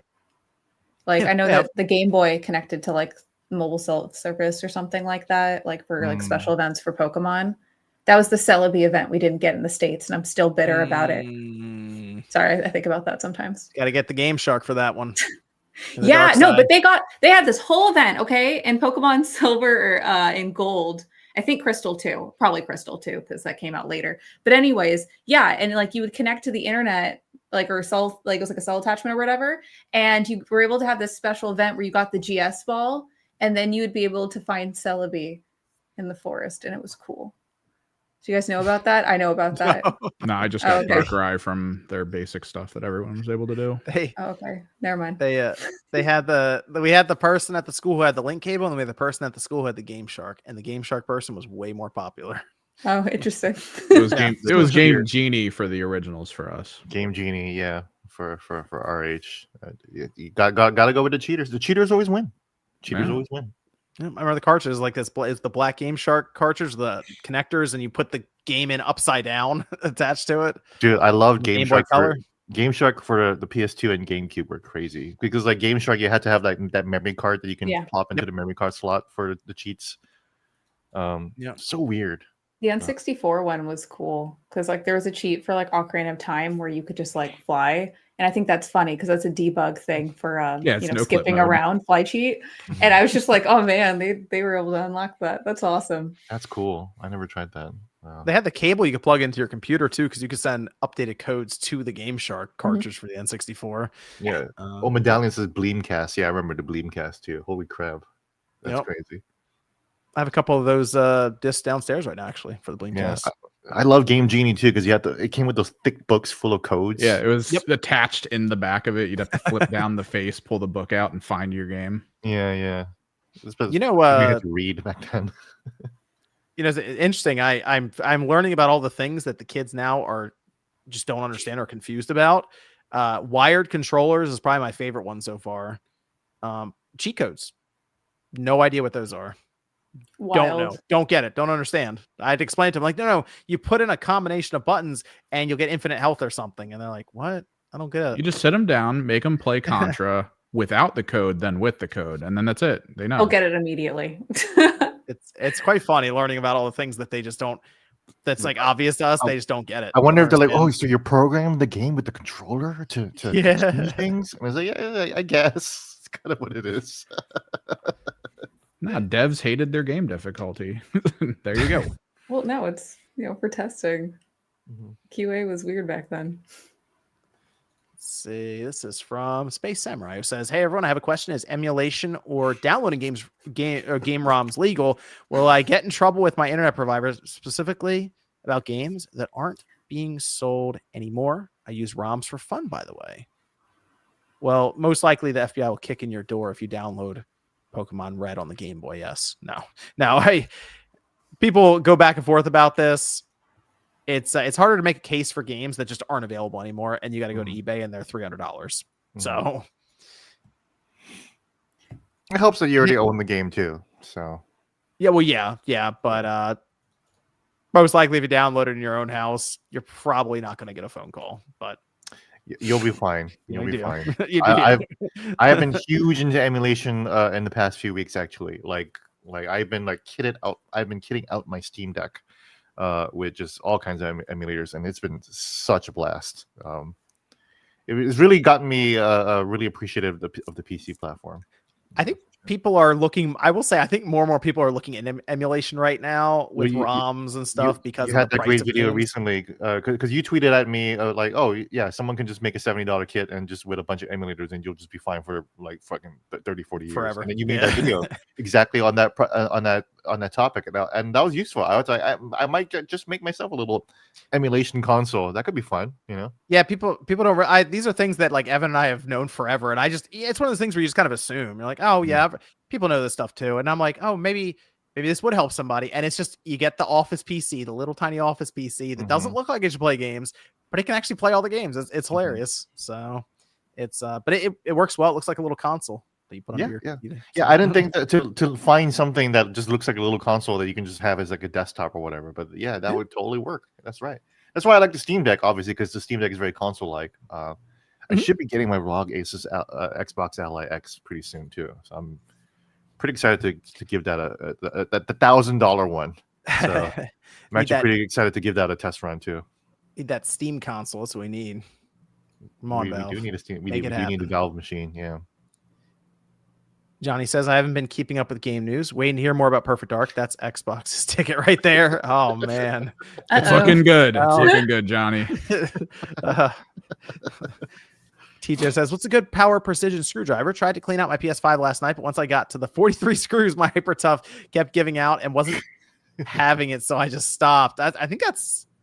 Which one do I have? I think I might have a Black & Decker one from Lowe's or something, because there are so many screws on the PS5.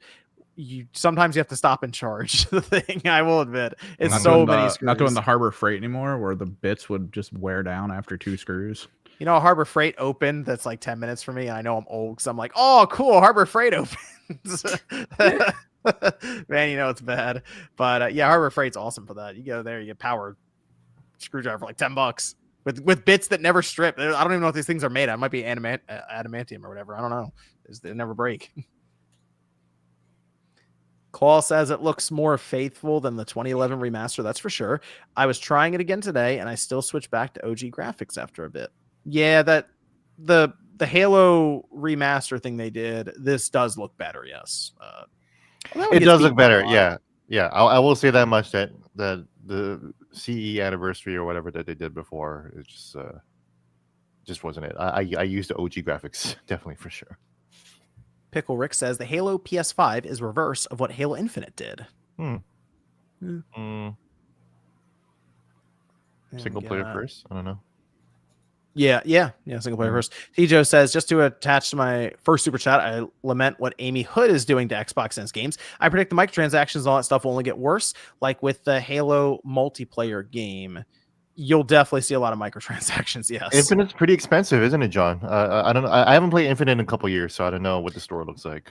The battle passes, you can, because what they've done with this is they don't go away. So it's not like the FOMO thing that like Fortnite tries to do. If you log onto it now, they actually have a number of free ones, but they have a bunch of paid ones too. And you can switch in and out of them freely. So yeah. That is kind of nice, but yes, you're right. But a lot has stacked. The store items are also pretty expensive, though, right? They are very expensive. Yes. I've never bought any. I think one time they gave currency in a battle pass, and I eventually was like, I guess I'll buy this Team Liquid. It looked cool, and I was like, all right, whatever, I guess. But I've never actually gone, okay, I'm gonna put money in it to buy that. I usually just do the battle pass if I was gonna play through it. But I don't know. I mean, otherwise just cosmetic stuff. So it's all cosmetic. I kind of don't care. Yeah. I like doing the battle pass because, you level up through it. You get some fun little trinkets, and that's fine. But I'm not like, oh, this $25 skin, I need it. It's like, no, that's all right. I might try it. Yeah, multiplayer. Microtransactions. Yeah. Microtransactions are, get ready.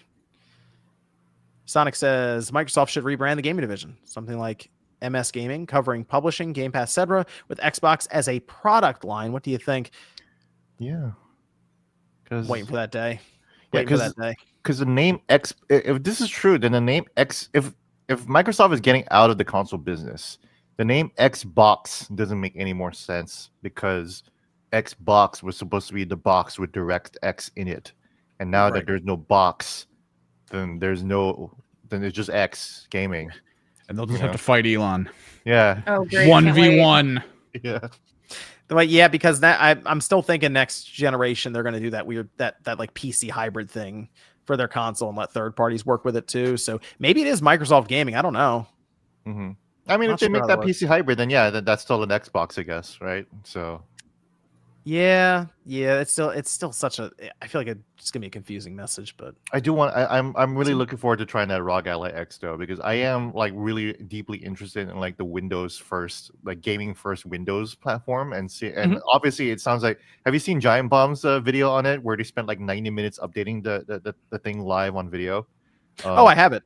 It's over there. Yeah, but the like Giant Bomb's Yeah, video yeah. is hilarious because they're like, "Oh, wait, I gotta update Microsoft Calculator real quick." Blah blah blah. You know. Yep. It's like, Yep. If you hit update on that thing, that's what I would bring up. Is it's good when it all lines up and you don't have to go to the Windows environment. The problem is you constantly have to go to the Windows environment. Really, constantly, really. It's every time I turn it on, I feel there's a reason for me having to go to it. Yes. God damn it, man. Okay. Yeah. So when I heard update you had to like stuff, update it, yeah.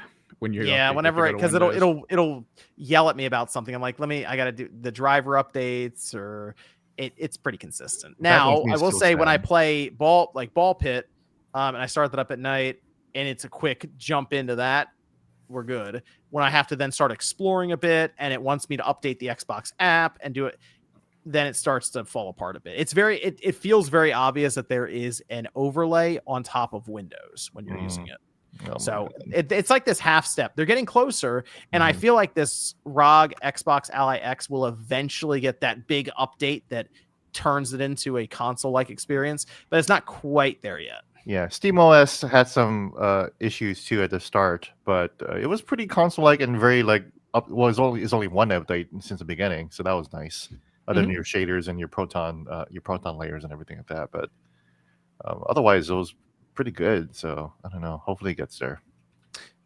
Medallion says 2025 Cortana will be body positive and dressed like a nun. Exactly. A hot nun.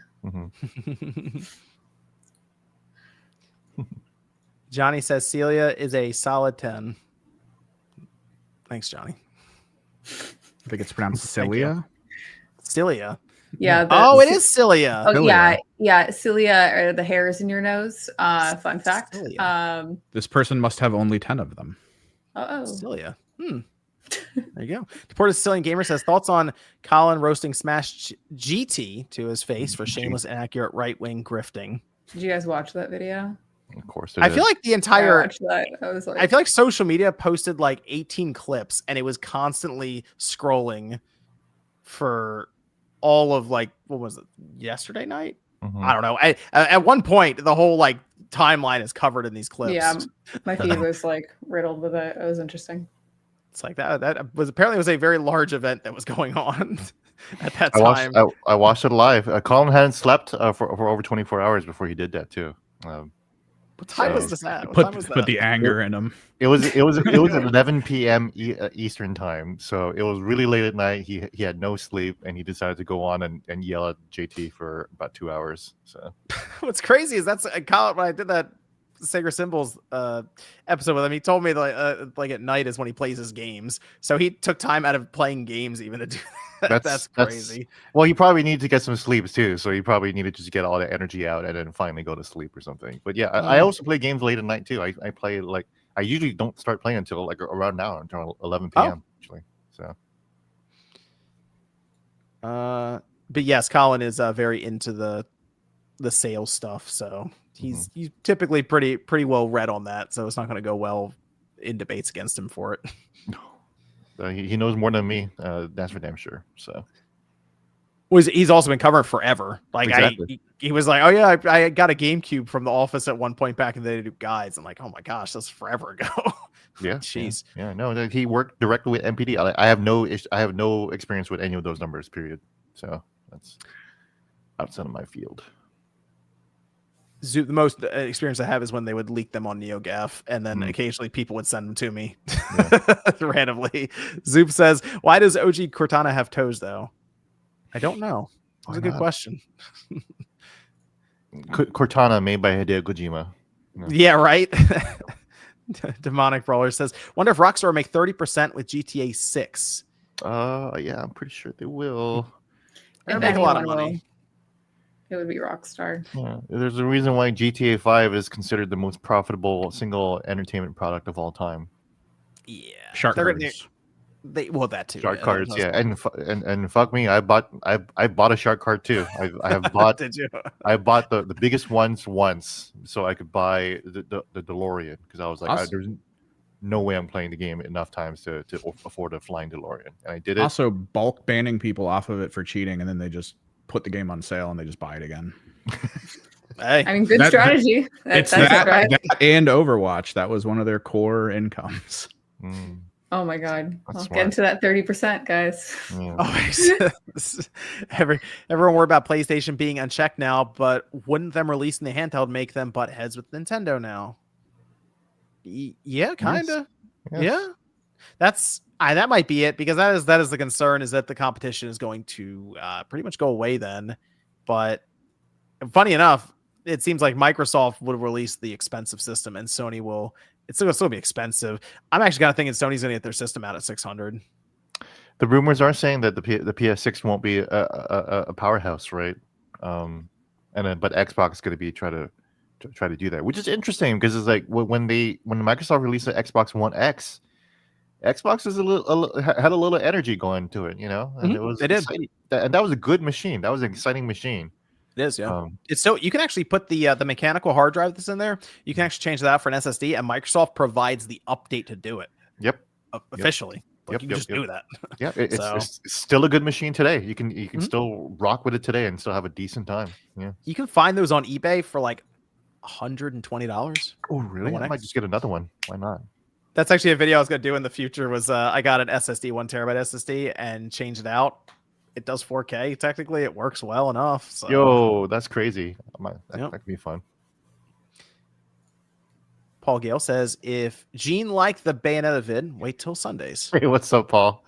Paul did a little Bayonetta video, and I was like, I feel like this should have a lot more views. So he's interesting guy.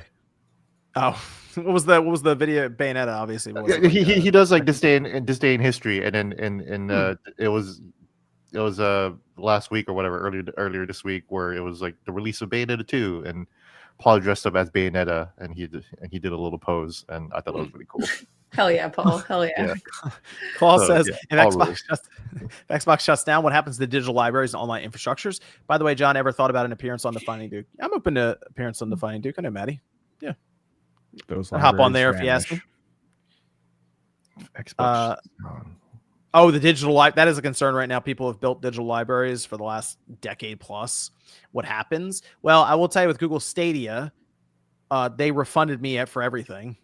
Microsoft's not going to do that. No, Dude, no way in hell. Dude, imagine if I got a refund for like fucking Advent Rising back in the day, and like my Hey. copies of Hey. Otogi, and Hell yeah. dude, I would love that, man. Please give me a refund for that shit, and I'll emulate everything else, no problem.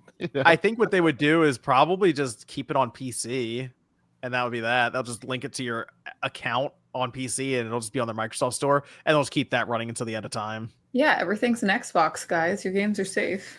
See, there you go. Yeah, but The Otogi was never PlayStation's on, an Xbox. Otogi was never on PC though. Otogi by From Software is just an Xbox exclusive that is just backwards compatible on Xbox. Mm.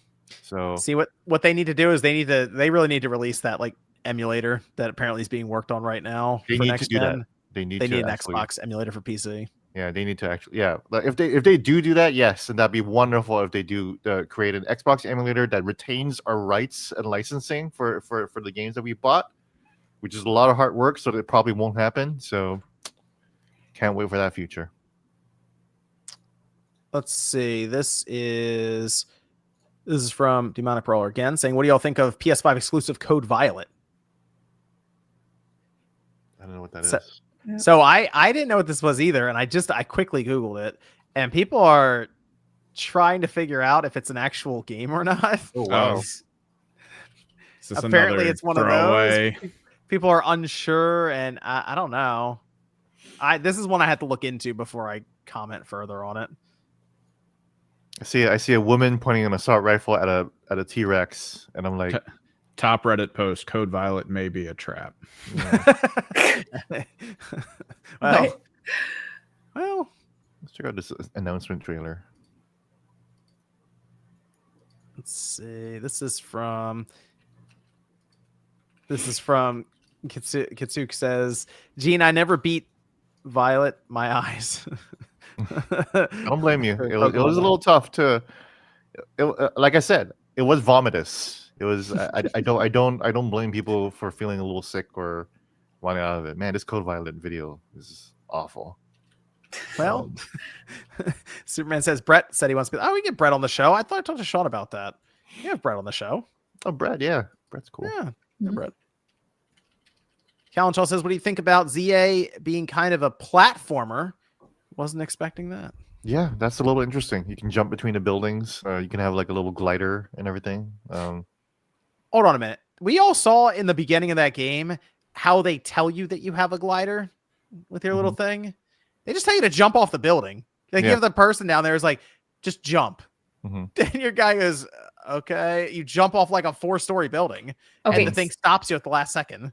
Okay. You know how sometimes games have like a safety thing in there where if you're like using as a ROMer illegally, you playing the game, it like cuts. What if they tell you to jump off the building and you do, and then the game just rolls credits? Like, that's it. It's over. That would be the greatest anti-piracy thing ever. Okay, I'm just throwing that out there. That would do it, Pokemon. Pokemon could have that one for free. That would be pretty good. Yeah, they just tell you to jump. Like, there's no explanation. They don't go, hey, that thing will catch you. Don't worry. They just say just jump off the building. Your guy goes, okay. You just jump. Hell yeah. That sounded great. I mean, it was looking back on it. It's like, man, that's a bad idea. Yeah, Pokemon just telling me commit to sue. Basically is what was happening there. Commit to sue. Says last thing about Halo 3, the game cover goes hard. Of course. The marketing was great for it. The cover was great. I'm like sitting here kind of sad for you, Celia, for not experiencing the original trilogy of Halo. It was I'll never live down, man. I will say, I was thinking about this, man. It's like living through the original Halo hype is actually, I think, probably the most excited I've ever like participated in gaming culture. Like going into midnight launches, going to parties, seeing like the Times Square release of Halo 3, all of that stuff, and also again like seeing the Halo 2 trailer at E3, just being part of that, like. When Halo was the biggest thing in the world, it was like it truly felt like gaming was here. Like it for me, it was like the first time like gaming had become mainstream, which is not technically true, but I don't know. It was a magical time. What year was that? 2001 to 2006 or 7. So okay, yeah, Halo 3 dropped in 07, so there was a span of like 6 years of just incredible stuff for Xbox and Halo. I mean, the hype levels were insane back then when this stuff was happening. I mean, the games now, you look at them visually and you can go, yeah, okay, well, they don't look as good now with everything else around it. Obviously, there's still something to the art style and the look of it, the feel. It has like this liminal space kind of feel to it as well in certain areas. And it's still, I think it still holds up well enough. If you're like, oh, I'd like to experience it. The Master Chief Collection works for the campaign. The multiplayer is the part that's kind of sketchy and feel like it's held together with like popsicle sticks and wire. So, but the campaign still is good. And I think it looks fine on the Xbox series. Yeah. But living through that whole era is like, just like, it's hard to explain. Like it's like it really was like kind of like video game Star Wars at the time, It's kind of like how, Celia, I'm sure you remember the Pokemon stuff like you were mentioning. Yeah. It's kind of like that. I was just like thinking in my head because yours are like, oh, you lived through it. I'm like, I was there too technically, but I had like my Game Boy Color and was like, yeah. You were part of a completely different fandom for sure. Yeah. Dawn Brigade says, highly recommend John's emulation box video. Just sold my retro collection, and it's a great way to keep all the classics and not feel like a hoarder. There you go. Just go digital. Emulation has really gotten me into thinking that emulation is preservation. Honestly, it really is. It is. It truly is. Yeah. Little Our Time says, the new Digimon makes me want more from Pokemon. I gotta check out that Digimon. Apparently, it's like a classic. Okay. I have it up there. I haven't opened it yet. It's like literally on the shelf up here. Okay, guys, I don't know if you use TikTok. Do you guys use TikTok at all? I don't. Okay, there's this account that like makes songs out of game reviews. And the new Digimon, so the song for that made me be like, okay, I need to go buy the Digimon game like this week. because the reviews are so good. And it's like, it's the one of the I guess Steam quotes for Digimon is that it's the best Pokemon game since Crystal. And that made me audibly laugh out loud. So I'm excited. Something about this Digimon game, okay? And people in the chat can let me know. I've been hearing that it's 30 FPS on the PS5. And I don't know what that's about there. It doesn't feel like it should be. And I noticed something else about this game that I haven't really seen much mention of, and it's a little strange. There's a number of microtransactions in this game. That's interesting. And here's the thing that surprised me.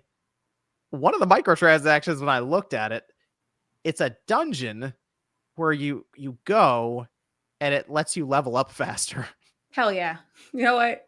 Pokemon gets their passes. Digimon can have them. I love Digimon. Someone in the No, chat, I'm a Digimon kid, dude. It's wait, like, do you really love Digimon? Do you know Digimon? I love Digimon, dude. The first season and the second season are like phenomenal. Even season 3 was pretty good. That's I never got a Digimon, but maybe this is the time. Maybe this is the game. Oh my gosh. Like it's dude, like Digimon covered so many, like obviously it was goofy and fun, but like they covered so many like real topics like as a kid. I don't know. Go watch it. I mean I watched Digimon back in the day when it hit the States as well. The movie was cool. That was a like big hype moment for the US. I remember that. Yeah, Patamon's my favorite. That was a big deal. And Antiquated, she's the best. Oh, Antiquated, yeah, I do know that one. Yeah, that did some things for me. It was awesome. Theon says, great show tonight. Nice to have Gene here this week. He's the reason I have a Washington Post sub. There you go. Love the Andre shirt and Celia's Earthbound shirt. Yeah. There it is. Look at that. Thanks, Neon. Let me know on Twitter. Send me a DM and I'll follow you back. I try to follow back every single Washington Post subscriber that subscribes to me. So it's a little reward. Loom Doom says, hey, Spawncast, recommend me any catchy songs you've been listening to. Please help me so I can get Smash JT's AI Slop intro song out of my head. Dude, he has an intro song that is like a 10-minute death metal song, and it's just like AI Slop of like just a bunch of like fake women bouncing their titties. It's crazy. It's so bad. Unbelievable. Go with Duran Duran Invisible. He can't even. Yeah, there you go. That's a good one. Yeah. Okay. Tears by Sabrina Carpenter. That's a good one too. Hell yeah. anything by Carly Rae Jepsen. Oh yes. Valenhorn says Final Fantasy being exclusive to PlayStation, maybe buy one. Exactly. Yeah. No. Yep. I switched to PlayStation once Final Fantasy 7 was going on. I was like, okay, well, fuck Nintendo then, I guess. Alana Deer says spooky season, favorite spooky games. Well, Silent Hill F is a good one right now. Mouthwashing is my game of the year last year, so I still gotta play that. It's so good. It's only 3 hours. Yeah, that's why I heard it was pretty short, but apparently it's really packed. Apparently it's very good. It's a great story. Great story. That's all I'll say. So like Song of Horror, since there is actually impact if you let your characters die. So it's super fun about horror. It's fixed camera. It feels a lot like Silent Hill, but dope. Losing characters will change how the last level of that game plays out. What's it called again? Song of Horror. Song of Horrors. Let me write that down. Eldritch Horror. It's pretty crazy. Sounds interesting. I don't have a favorite spoopy game, but Pony Island. It's demonic. It's made by the same creator as Inscription. Fun fact. Pony Island is demonic as fuck, and it's not about ponies. So I like that one. And then Mad Father is a pixel art game, which is spoopy kind of. I'll throw Costume Quest out there again. It's a little more lighthearted. Okay, it was one of those Xbox Live Arcade games back in the day. And somebody said Luigi's Mansion in the chat. Hey, you know what? It's going to NSO. That's hell yeah. There you go.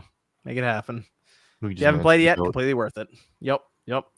And just a few more here as we finish up. Vito says, wouldn't Nintendo potentially benefit from releasing Mario Kart 8 or previous Mario titles on Xbox Game Pass, thereby expanding their audience?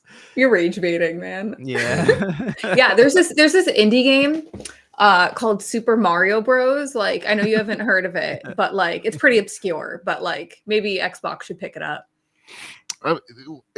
If that question's sincere, Nintendo's strategy is making sure that everyone has to buy Nintendo sooner or later. Like they are not going to give that up, even for the short-term revenue that it, because Mario Kart 8 would sell bangers on PlayStation and Xbox. Oh for yeah. sure. Yeah. It'd be PC. millions and millions of dollars as a windfall right now. But what Nintendo does is that they do plan for the long term. That's why like they could suffer like 3 more console crashes and still be okay and still be in the business because they have so much backed up money in reserve that they're good for the rest of the time because they've structured their company for the long term. They're not thinking about quarterly basis. They're thinking about. That's why that fake quote about Miyamoto is saying that movies are forever and games get outdated. What he was really saying is that like he's thinking. I mean, it's obvious. Nintendo's strategy has been to be a multi-generational company. When we die, our great grandkids will still be talking about Nintendo. That's what they're thinking about. They're not thinking about how much money they can make off Mario Kart 8 next. They're thinking about how can Nintendo survive for the rest of time. That's their goal. Joey says, "Catwoman, where are you at?" Someone's cat moving around. No. Schmutz is locked out. Oh, Jack I closed the door. oh well. Jack is sleeping over there. Oh, I miss him. I'll send you pics. Please do. TJ says, "Do you watch Blu-rays on your consoles?" I do. Yeah, I was watching. We watched. I was showing the kids Dragon Ball Kai. I've been slowly ordering the seasons off of Amazon on Blu-ray as I get them as they go through the episodes, and we watched it on the PlayStation. So Where are they in the series so far?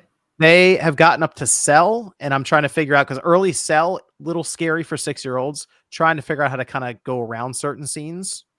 So that's where I am now. You can What like you got to do is cosmic- Yeah, you got to cosplay as Cell and then just kick the door in on him. Well, I think the idea. Oh, that's such a good idea. Okay, sorry, I got excited about that. the idea of Cell early on is that he absorbs people, and they show it a few times. Then it's like he literally sucks them in the goop into his tail, and it's like, oh, the 6-year-old. See, okay, so when you have kids and stuff, you learn that they don't tell you they're scared right then and there when they see it. They tell you they're scared at 1 a.m. when they come in your room and wake you up. So that's when you find out. So you have why to you kinda... lock your door and soundproof it. Feel fear out there. I feel like I watched it when I was their age too. They'll be okay. Last time I watched a Blu-ray was on election day last year. On election day last year, when Trump won, I decided to pop in the Dungeons and Dragons Blu-ray starring Chris Pine. Oh, the new movie? It was good. Great movie, yeah. So I decided to spend all of the vote counting process by not looking at Twitter, not paying attention to news sites, because I knew Trump was going to win. He was absolutely going to win completely. And just watch Dungeons and Dragons and just avoid all that noise. And I had a great time watching a funny-ass movie. I wish they make a sequel. You do a commentary run on it? Maybe, yeah. The commentary was pretty good. Oh, maybe I should do that. Yeah. But it was a good Blu-ray and good times. Joey said, "Guy who had Red Dead Redemption 2 transferred from Stadia." Is that you, Joey? You have that? That Stadia did allow you for a time period to transfer, depending on the publisher, to let you actually transfer your save data off of Stadia onto another platform. That's crazy. I can't even imagine that. Callan Shaw says Halo was magic. Griffball rocket race until Halo 4. Yep.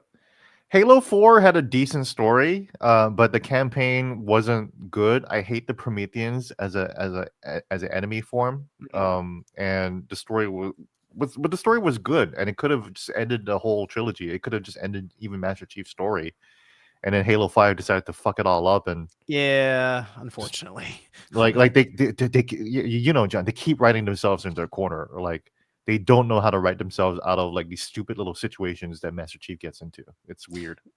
Yeah, I almost wonder if that's why they wanted to remake the Halo thing, so they can kind of not reboot it. Well, kind of reboot it, but Gears of War and Halo has that problem because Gears 5 ended in a cliffhanger. Sorry for the spoiler, but it is a cliffhanger, and it's like they kind of wrote themselves in their corner, and it's like, where do we go from here? Oh, I guess we'll just fucking remake Gears of War 1 again, and then go do a prequel, Gears of War E-Day, and just go back because we don't know how to progress the story any further. And the same things happened in Halo Infinite.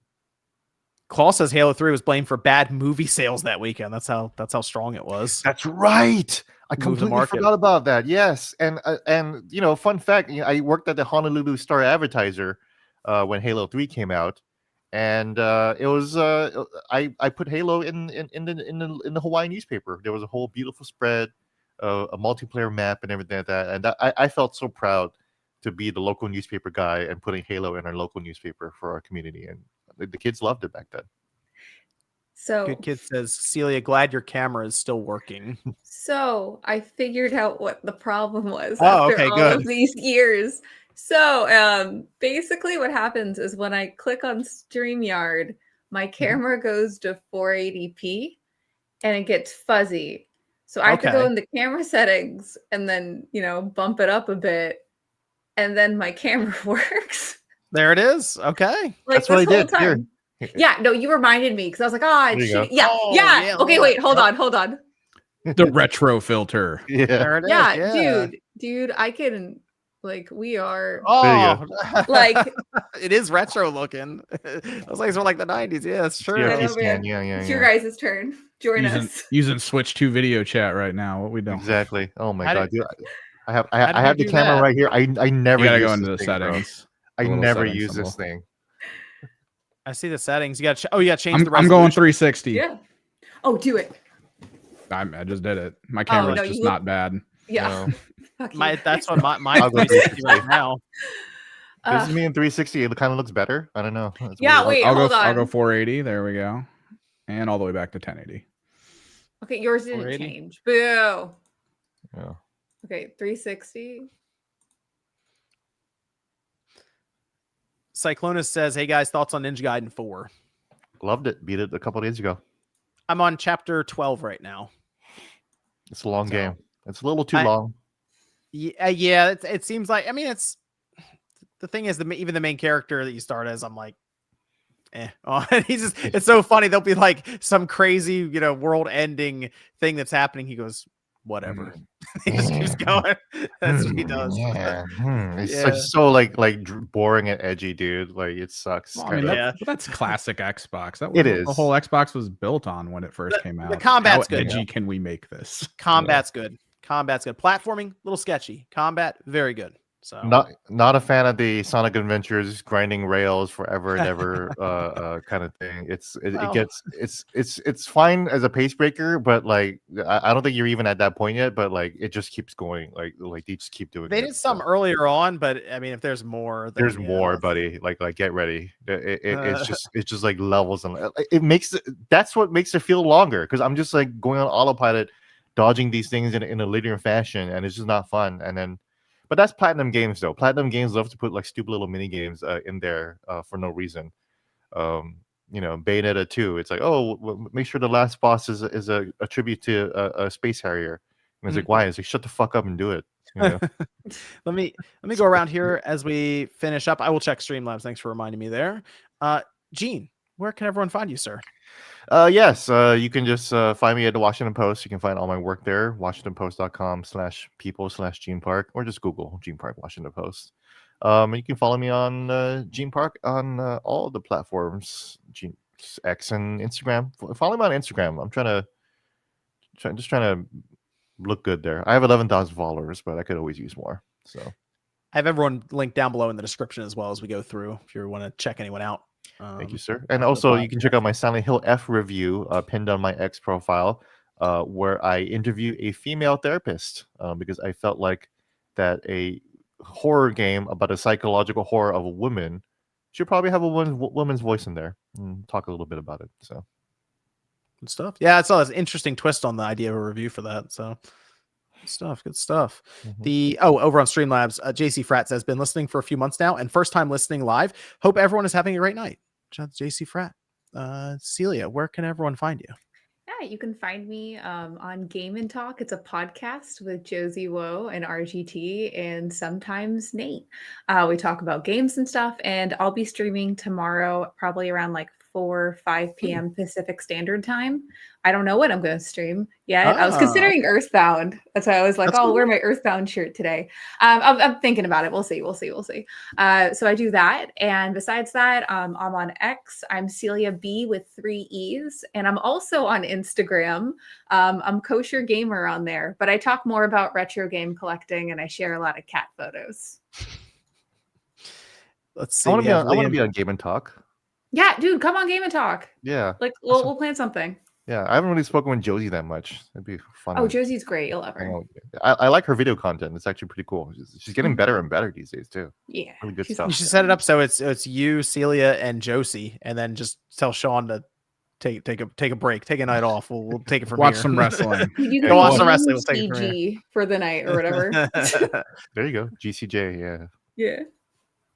Liam says, since we know Air Riders won't have DLC, what do you all think the plan is for Smash this gen? I know many think it will be a new game because new gen, new Smash, but we all thought that about Mario Kart last gen should be add to Ultimate thoughts. I think they're going to reboot Smash and annoy everyone. That's just my thoughts. Dude, Less fighters. It'll be good. Okay. Yeah. Okay. You know how like for Ultimate, it's everyone is here, like literally everyone. It should be no one is here. Like there's literally no one. These 5 people are here. Dude, using the cameraman, you're here. That's it. Like, I don't know. Evan, where can everyone find you? You can find me on YouTube, Twitch, socials at Kimmerix Project. We're going to be streaming this week. I'm trying to get a bunch of like little conversions done on some stuff since they announced a team that's not coming out for like weeks. So we're just hanging out, talk about games and stuff. Just whatever. Just gluing things together. Oh yeah. Daniel says, why do people glaze S2 back compat? Oh, switch to back compat. Okay. Just because Age of Calamity, they're abbreviating a lot of stuff, is a stable 30. Games look terrible in handheld now. People say they are spacing out updates, but do we really think games like older Pikmin, Kirby, Pokemon, Kart 8, etc. titles are going to get patches? They all won't get patches. Some will. But the handheld thing is interesting because they definitely could make it 1080p, do like the console version in handheld mode. That's something I'd like to see as a system level thing. I think that'd be cool. Mm-hmm. Adam says, with Glenn Schofield really pushing to make Dead Space 4 and with EA being bought out, if EA were to sell the IP, who could you see buying it? Also, has anyone on the cast play Chronos The New Dawn yet? If so, thoughts? I have not played Chronos yet. I have played Chronos. I haven't finished it, but I've gone pretty far into it. I do want to finish it before Halloween. My thoughts on it, I think it's a better survival horror game than Silent Hill 2 Remake from Blue. Oh, wow. Okay. The reason why is because when you fight the first boss, guess how many bullets I had? I had 1. And you used it on yourself. There you go. You gotta keep 1. But it's like you are fighting for your life in that game. You are running your ass off, making sure that you are not getting hit because you have 1 heal or no heals. You have 5 bullets and you have 2 enemies on you. It is very much there's no difficulty level. So this game is definitely going to be a filter for people who don't want pressure because it is very high stressful, very much a horror game that is out to kill you, and I like that. He asked if the EA were to sell the IP Dead Space, who would buy it? WB, why not? Just so that they could sell it later. Yeah, We'll add it exactly. to the Yeah. collective. I was Put it gonna in say a bundle with something. I was going to say if Bloober got enough money paid out from some of these deals and stuff they're doing now, that they take a swing at it because they.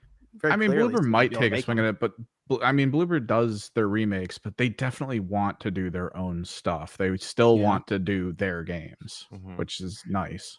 Yeah, and Chronos is so derivative from every other game. Like when you play it, like this is just like Dead Space mixed with Resident Evil 2, mixed with Silent Hill 2 remake. But they did make it original, and it is pretty good. So The merging body horror. Yeah, exactly. Calshall Indie Game says we really ignoring Kirby Air Ride. JK fun stream. Oh no, we'll be talking. We'll be talking about when it comes out. That was a 60-minute direct from Sakurai. That's a lot to cover. I hope we get one more. Sure, why not? I hope so too. Yeah, 90 minutes this time. Let's keep going. Just make the whole collection a 3-hour movie of him talking about Kirby Air Riders. It's Kirby is his favorite son. Okay, that is his son. Yeah, Then compile it, put it on the cart so everyone has it. Exactly, like a little demo disc, like the Yeah. documentary disc that Halo 2 came with, you know. Mm. But it's just Sakurai just breaking the whole game down for like 10 hours. Thanks everyone tuning in to the Spawncast. Check out Celia tomorrow, late afternoon. Yeah, like Well, 4 for us- p.m. Pacific Standard Time, around there. Like you'll Okay. see a tweet. Yeah. 4 p.m. Pacific, 7 p.m. Eastern. Okay. She's going to be streaming some Earthbound or something. So she'll have Something. fun there. And then she draws if you send a super chat. So it's a lot of Yeah. fun. A lot of fun. Check her out. And then Gene, of course, check him out all over, apparently, social media everywhere. Twitch.tv/Gene Park Halloween. I will be There a it is. Japanese schoolgirl. Yeah, And go I check will him out. I'll play Homebody, which is the game by Aaron Hansen of the Game Grumps. Aaron's an old buddy of mine, and he actually gave me a code for it, but I just never played the game, so I figure, might as well just try it out now. And I might try to play Silent Hill 1, the original one. Okay. Good stuff. Good stuff. It's a great game. And then check out Evan. I got Yep. everyone linked down below again. So go say hi. And I see RDX. I saw you right before I went off air here. This is the start of the end. Xbox meaning a thing more than just an empty badge or logo. Some exclusives are needed to hold a brand up. Well, Halo jumped, and that's all she wrote. It's so it's Jover, as they say. it is over. Yeah, so that's it. So thanks everyone for tuning in. Appreciate it. We'll be back next Saturday, 9 p.m. Eastern time, and we will see you guys then.